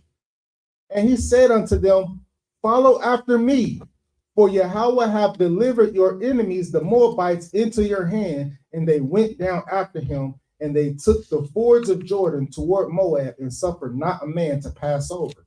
And they slew of Moab at that time about 10,000 men, all lusty, and all men of valor, and there escaped not a man. So Moab was subdued that day under the hand of Yasharal, and the land had rest 80 years. And after him was Shagmar the son of Anath, which slew of the Philistines 600 men with an ox goad, and he also delivered Israel. So look at the story of Ehud. Now I'm going to ask y'all, did he have guts?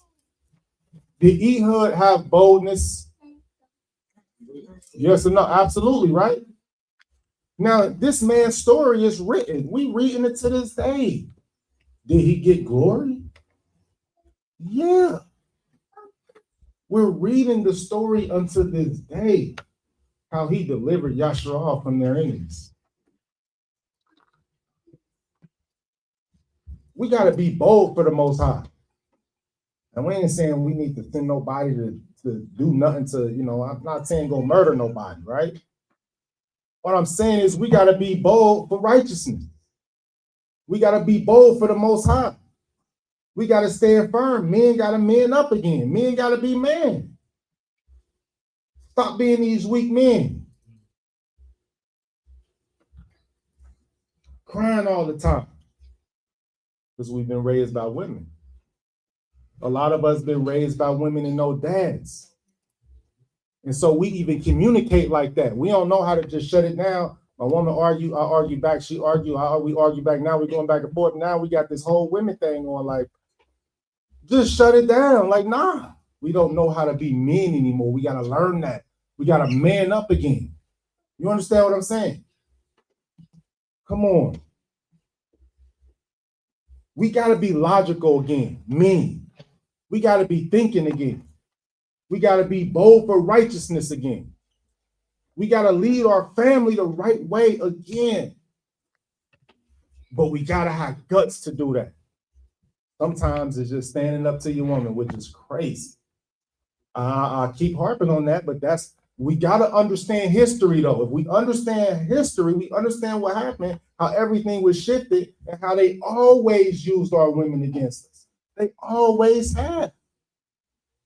So sometimes that's the first line of defense for the enemy. When I used to watch the camps, when I was coming up through getting my understanding, I would watch them, and whenever they would start yelling at the Gentiles, and it was always entertainment when I first started. Like, it would just be funny. I'm like, yeah, tell them, because you just feel so bad at the time. You don't know. I'm in there with them. I'm like, come on, man, bring the word, Guess who would always be the one standing there mad talking to the brothers? It always would be a sister. I'll be like, somebody get her out of there. Man trying to bring the word out, and then it'd be our sisters sitting there defending the Gentiles. Like, let them take that, please. They be like, nah, you're not right. That ain't the Bible. This ain't that. Like, oh my gosh. That's just how they set it up. You understand what I'm saying? Yeah. And I'm not trying to harp on that, but that's just sometimes as a man, that be the first line of defense. Because here's the thing, as the men, as the leaders, you got to lead your woman. See, a lot of times a brother will have a thought like, you know what, I'm not dealing, you know, the passport bros. I ain't dealing with our sisters. I'm about to go give me one. That's weak. That's weak to me. That's cowardly. Like, bro, win your woman over. You know what I mean? Win her, get her together. That's your responsibility. That's your woman. Get her. You know, they be too afraid. They be too afraid of the sisters. Like, man, I don't listen. We gotta be men again. You feel me, Aki? Yeah. Come on, man. All right, let's go to I don't want to be too long. Let's go to this was a good one. Y'all remember this. Let's go to Judith.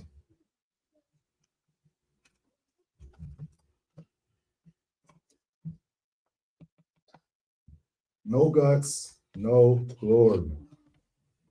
No boldness, no glory. And we can see that all throughout Yahweh's walk. He had to be bold in every, like I was trying to figure out, as I was studying this out, I'm looking at Yahweh's life, and I'm like, man, everything he did essentially was bold. There's no one instance where you like, this is the boldest I've seen Yahweh. That was the walk.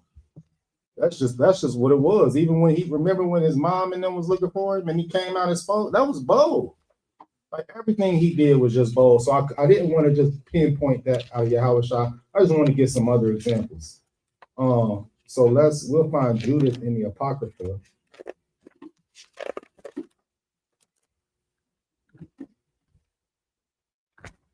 And we are going to read we're going to read verses chapter 12. We'll start at chapter 12. And we'll start 13 through 20. So this is the book of Judith, chapter 12, starting at verse 13.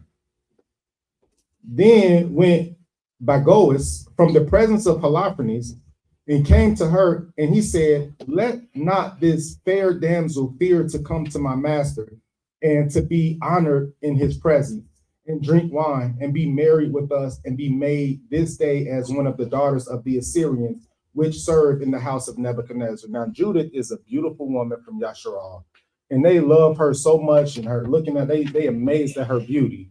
So they like, come and don't be afraid to dwell with the king and become one of the daughters of the Assyrians. Disgusting, right? Serve the house of Nebuchadnezzar. All right, verse 14. Then said Judith unto him, who am I now that I should gainsay my master? Surely whatsoever pleased him, I will do speedily, and it shall be my joy unto the day of my death. So she arose and decked herself with her apparel and all her woman's attire, and her maid went and laid soft skins on the ground for her over against Holofernes, and she had received of Bagoas for her daily use, that she might sit and eat upon it. Now, when Judith came in and sat down, Holofernes, his heart was ravished with her, and his mind was moved, and he desired greatly her company, for he waited a time to deceive her from the day that he had seen her. He was waiting for her. From the day he seen her, he knew. He was just counting down. Verse 17. Then said Holofernes unto her, drink now and be merry with us. So Judah said, I will drink now, my master, because my life is magnified in me this day more than all the days since I was born. Then she took and ate and drank before him what her maid had prepared. And Holofernes took great delight in her and drank more wine than he had drunk at any time in one day since he was born. He got toe up. He got toe up. He loved her so much. He was like, it's going down tonight. Yeah. Since he was born. Yeah, so he was going ahead and have a drink. He was going to have a couple of them drinks. All right. Verse 30, we're going to chapter 13. We're going to chapter 13, and we're going to continue reading. Now, when the evening was come, his servants made haste to depart. And Bagoas shut his tent without and dismissed the waiters from the presence of his master and they went to their beds, for they were all weary because the feast had been long. And Judith was left alone in the tent, and Holofernes lying alone upon his bed, for he was filled with wine. Now Judith had commanded her maid to stand without her bedchamber and to wait for her, coming forth, as she did daily. For she said she would go forth to her prayers, and she spake to Boaz according to the same purpose. So all went forth, and none was left in the bedchamber, neither little nor great. Then Judith, standing by his bed, said in her heart, O Yahweh Elohim of all power, look at this present upon the works of my hands for the exaltation of Jerusalem. Look at her purpose. Look at her purpose. She thinking about her people, her land. This ain't just for her. This is for the glory of the Most High. All right. Verse 5. For now is the time to help thine inheritance and to execute thy enterprises to the destruction of the enemies which are risen against us. Oh, she being bold. Ain't she being bold right now? What? How fearful would y'all? Y'all know y'all heart start beating real fast. Y'all get in these situations. Listen, I know me when I'm playing in a basketball game, I go to the free throw line, my heart like this. Just shooting a free throw. So just imagine what she going through, what she about to do. This takes great boldness. Then she came to the pillar of the bed, which was at Holofernes' head, and took down his fashion from thence, and approached to his bed, and took hold of the hair of his head, and said, Strengthen me, O Yahweh Elohim of Yasharal, this day. And she smote twice upon his neck with all her might, and she took away his head from him. Hallelujah. And tumbled his body down from the bed, and pulled down the canopy from the pillars. And anon after she went forth and gave Holofernes his head to her maid. So she left and she said, hey, take this. Gave the head to the maid. Hey, that's bold. Right? Now why? But that's why when we keep reading, watch what happened. And she put it in her bag of meat. Y'all women be carrying them big bags. I be wondering what be in them bags. What y'all be having in them bags for, eh? Back in the day, hey, look, one of them bags right there. Hey, sisters been carrying them bags since back in the day. See, they use them bags for other reasons. Holofernes' head was in one of them bags. Okay, verse 10, and she put it in a bag of meat, so they twain went together according to their custom unto prayer. And when they passed the camp, they compassed the valley and went up to the mountain of Bethulia and came to the gates thereof. Then said Judith afar off to the watchman at the gate, Open now the gate. Elohim, even our Elohim, is with us to show us his power yet in Jerusalem and his forces against the enemy, as he had even done this day. Y'all can continue reading the story. We got to stand bold for righteousness, for our people.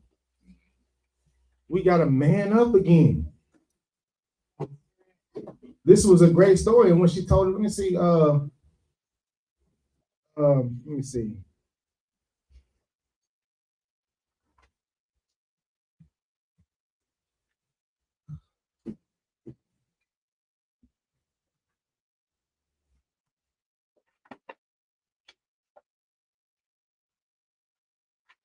Yeah, I want to read verse 15 and 16. So she took the head out of the bag and showed it and said unto them, Behold the head of Holofernes, the chief captain of the army of a serpent. And behold the canopy, wherein did he lie in his drunkenness. And the master hath smitten him by the hand of a woman, as Yahweh lives, who kept me in my way that I went. My countenance has deceived him to his destruction, and yet hath he not committed sin with me to defile and shame me. That was a proud moment for her. She ain't do nothing bad. Like I wasn't defiled, sleep together, none of that. None of that. But the Almighty used the hand of a woman to deliver Yasharal. All right, y'all, let's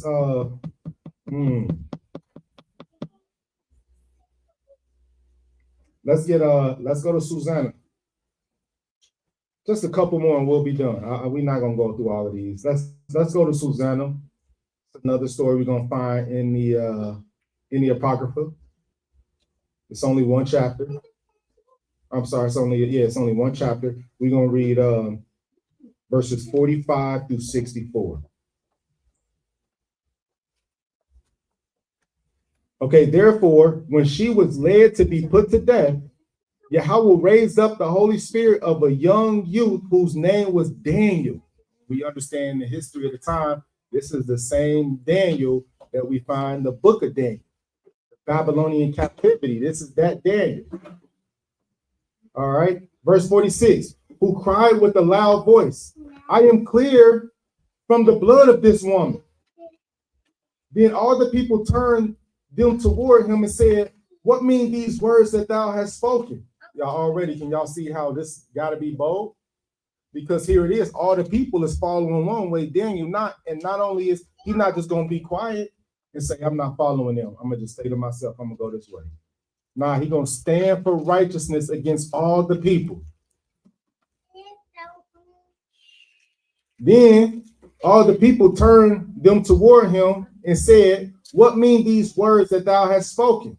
So he standing in the midst of them said, are ye such fools, ye sons of Yasharal, that without examination or knowledge of the truth, ye have condemned a daughter of Yasharal? Listen, all he doing is doing what? Standing on the truth. He know the law. We know the scriptures. He know the scriptures. So that's what he doing. Y'all gonna condemn this woman without any type of examination? Because we know that that's against the law of the Most High, right? That's what I mean. Like, if we standing for righteousness, then be bold. Be bold for righteousness.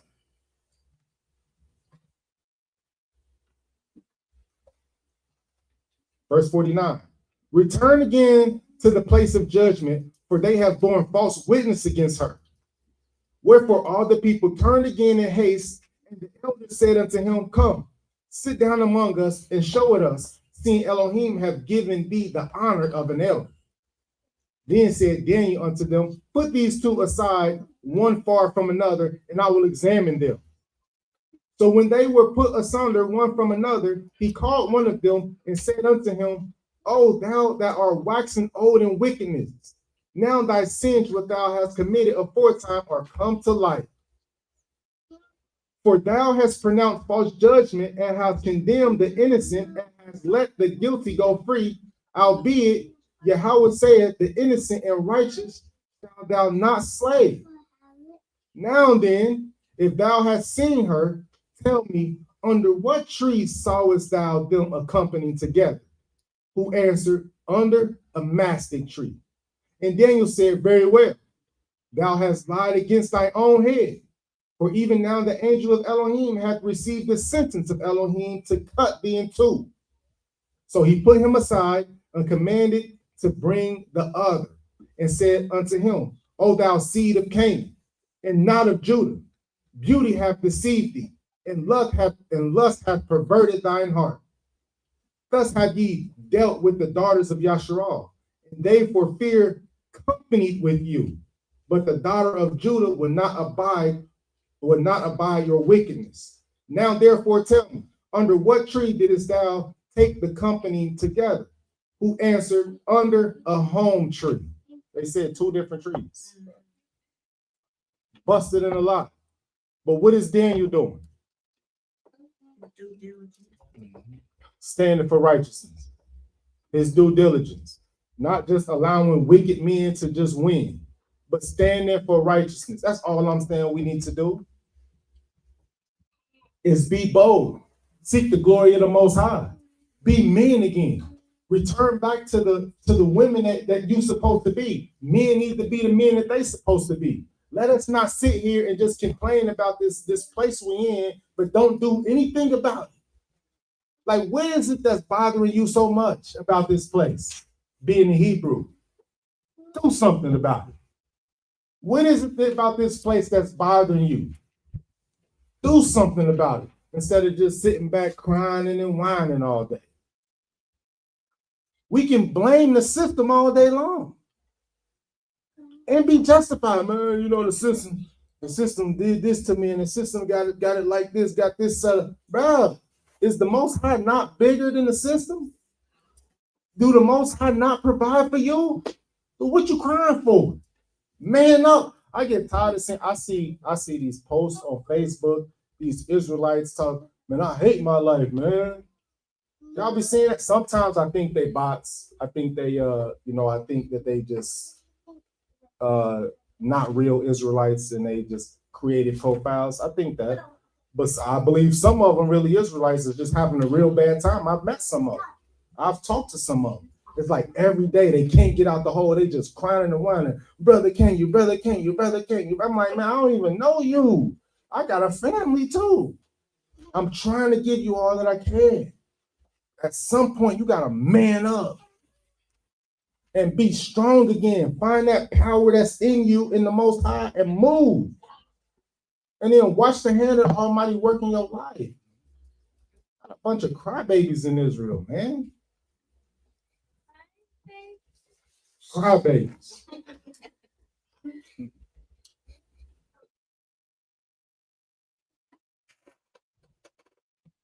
All right, we're gonna go to one more. Let's go to Genesis. Y'all, I promise you, we got plenty of examples. Because our people always are bold.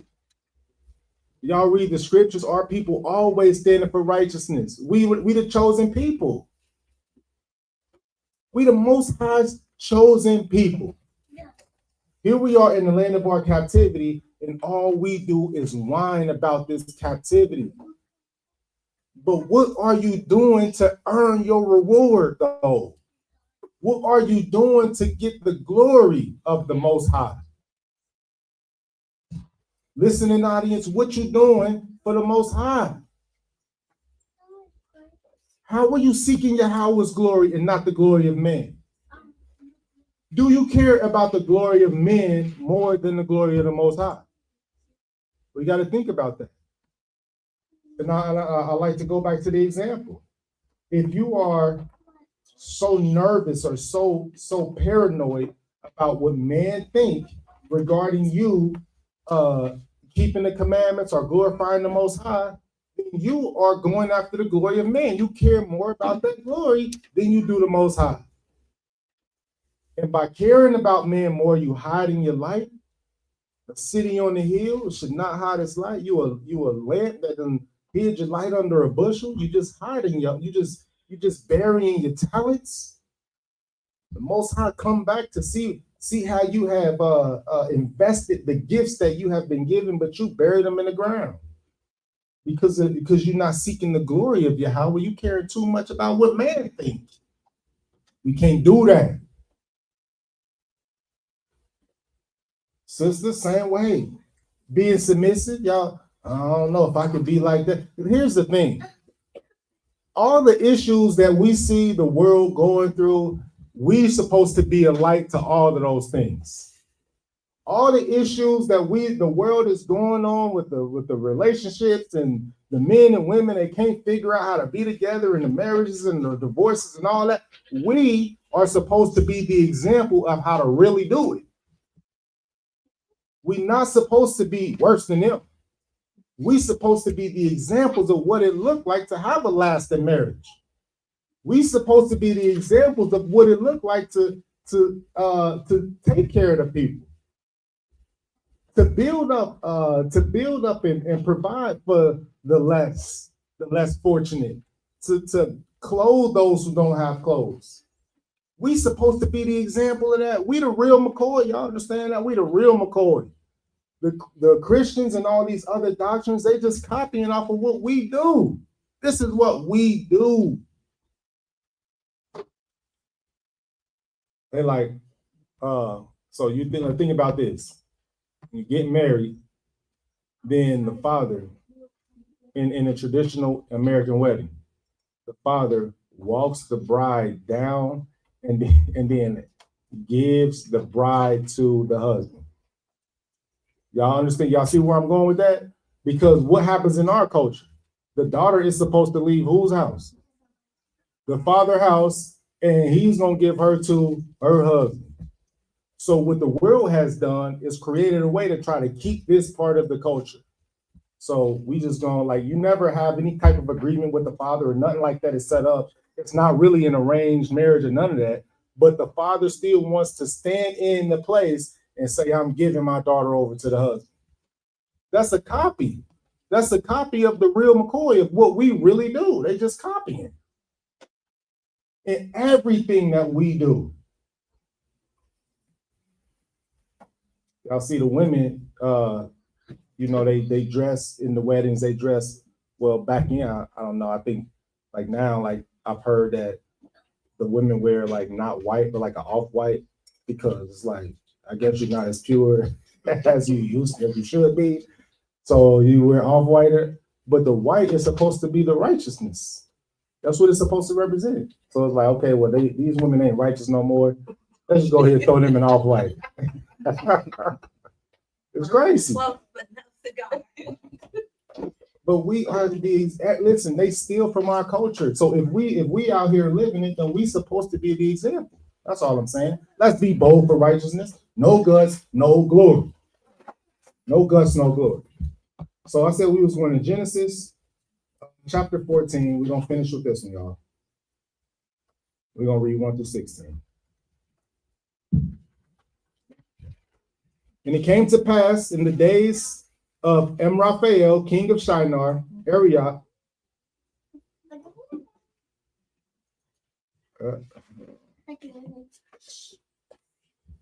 Arioch, king of Elasar, Chedorlaomer, king of Elam, and Tidal, king of nations, that these made war with Bera, king of Sodom, and with Bersha, king of Gomorrah, Shinab, king of Admah, and Shemeber, king of Zeboim, and the king of Bela, which is in Zoar. All these were joined together in the Vale of Siddim, which is the Salt Sea. 12 years they served Chedorlaomer, and in the 13th year they rebelled. And in the 14th year came Chedorlaomer and the kings that were with him and smote the Rephaims in Ashtaroth, Karnaim, and the Zuzims in Ham, and the Emims in Shavah Karathim, and the Horites in Mount Seir unto El-Paran, which is by the wilderness. And they returned and came to Enmispot, which is Kadesh, and smote all the country of the Amalekites, and also the Amorites that dwelt in Hazazontamar. Verse 8. And there went out the king of Sodom, and the king of Gomorrah, and the king of Admah, and the king of Zeboim, and the king of Bela, the same is Zoar, and they joined battle with them in the valley of Siddim, with Chedorlaomer, the king of Elam, and with Tidal, king of nations, and Amraphel, king of Shinar, and Arioch, king of Elasar, 4 kings with 5.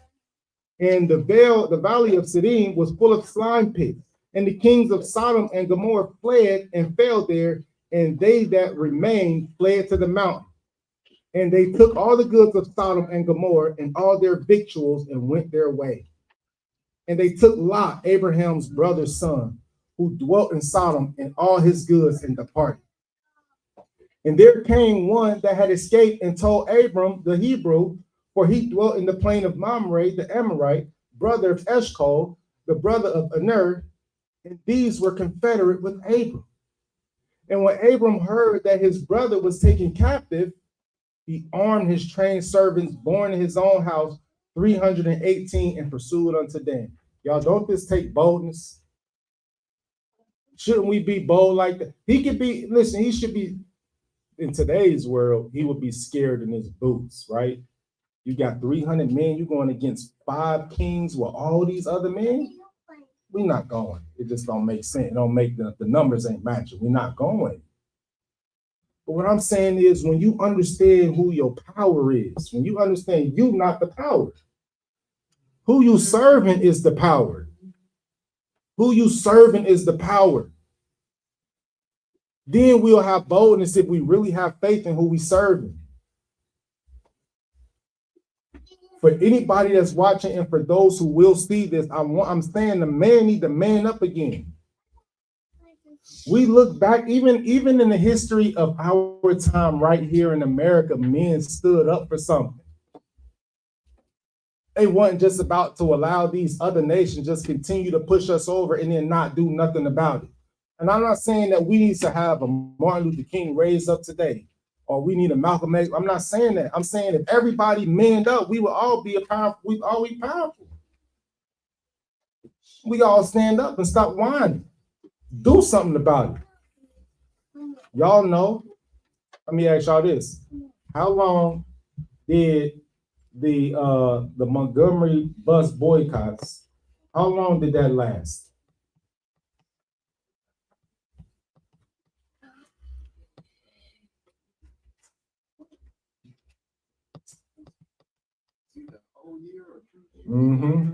Absolutely. It was like a year, some weeks.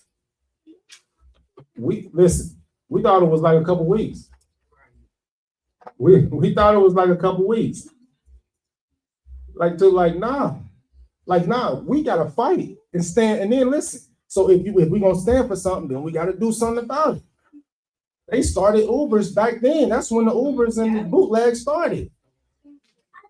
All right, y'all, listen, we're not riding the bus no more, so that's what we got to do. We have to do something about it. So that's what we're saying. Okay, they taking away the SNAP benefits from our family. Let's do something about it. Now, how long is it going to last? Let's prove that we don't need them. Let's prove that we don't need them. Let's provide for our people. We got to figure it out. But listen, we'll never figure it out if we don't commit. You know what I'm saying? We'll do it for a day, but if we're not committed, we'll never figure it out. You're not supposed to give up until you get the result that you desire. So then if we seeking freedom, we ain't supposed to give up until we got the freedom. We supposed to stay strong and keep pushing and keep being powerful and keep fighting. Right? You're going to get hit, but you got to throw your punches too.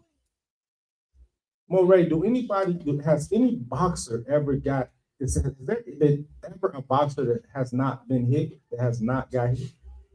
Fight. Is it possible to box and not get hit?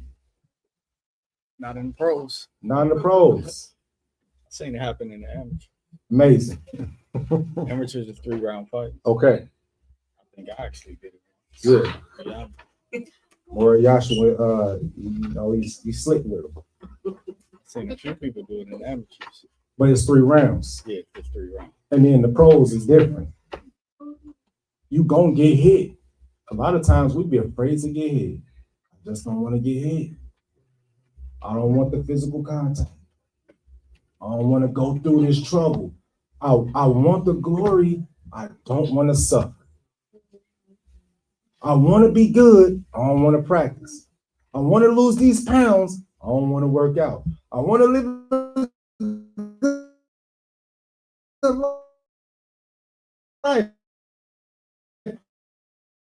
I want to get it.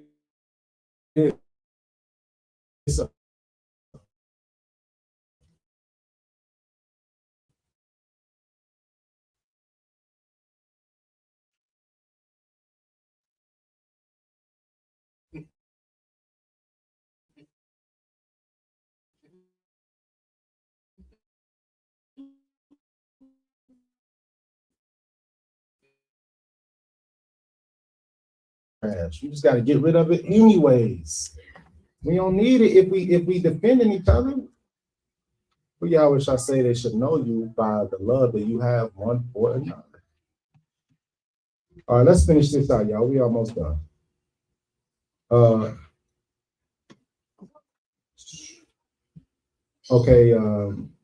Verse 14. And when Abram heard that his brother was taken captive, he armed his trained servants, born in his own house, 318, and pursued them unto Dan. And he divided himself against them, he and his servants by night, and smote them and pursued them unto Hobah, which is on the left hand of Damascus. and he brought back all the goods, and also brought again his brother Lot and his goods, and the women also, and the people. And Abraham, we read about Abraham throughout all the scripts. Everybody in the scripts, the prophets, everybody be referring back to Abraham. You talk about glory.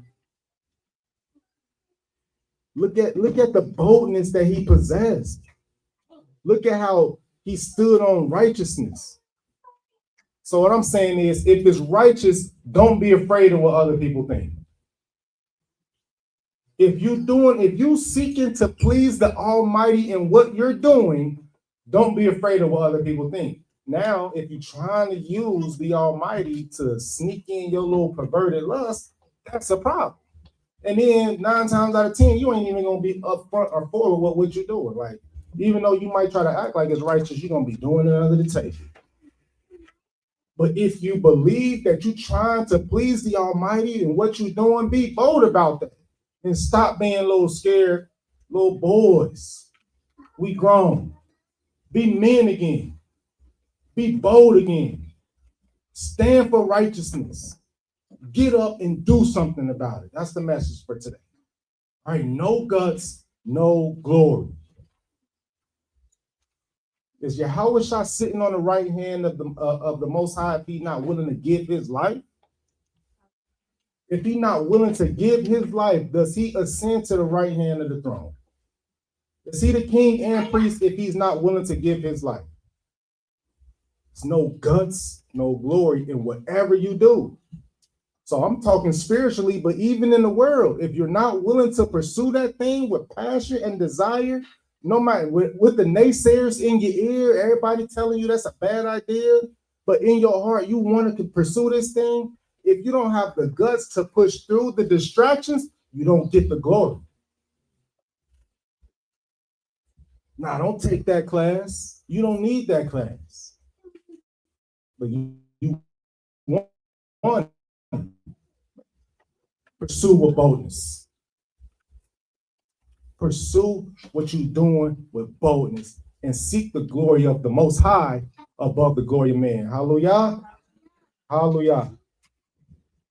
So that's the lesson for today, family. If anybody got any questions, and we have plenty more examples, y'all. Elijah and the prophets, the woman anoints the feet of Yahushua, David, of course, the apostles, Stephen's boldness, Samson. It's so many different examples that we can go to. We don't come from weak people, and we know that. We come from bold, strong people. So don't be weak out here. Know the blood that's running through your veins and where you come from. And stand strong in the face of adversity on righteousness. You hear what I'm saying? Men, man up. That's the word. Anybody got any questions? Anything you want to add? Anything? Now is the time. We're going to transition into praise and worship.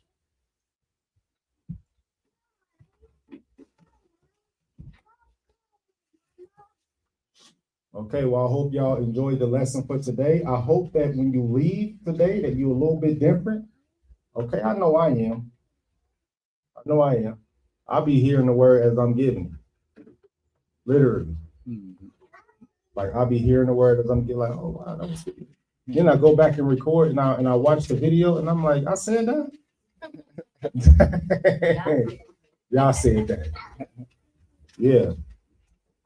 So I'm hoping that as we move forward, I know it's hard for us out here, but we got to be bold. We got to be courageous. We got to believe. We got to have the faith, and we got to keep pushing. The Almighty is not going to let us fall. To the repentant heart. To the repentant heart. All right? The Almighty got you. The Almighty got us. Anything else, Murray? Anything else, bro? Okay, y'all. So we're going to end it there. I love y'all. Be better, be greater.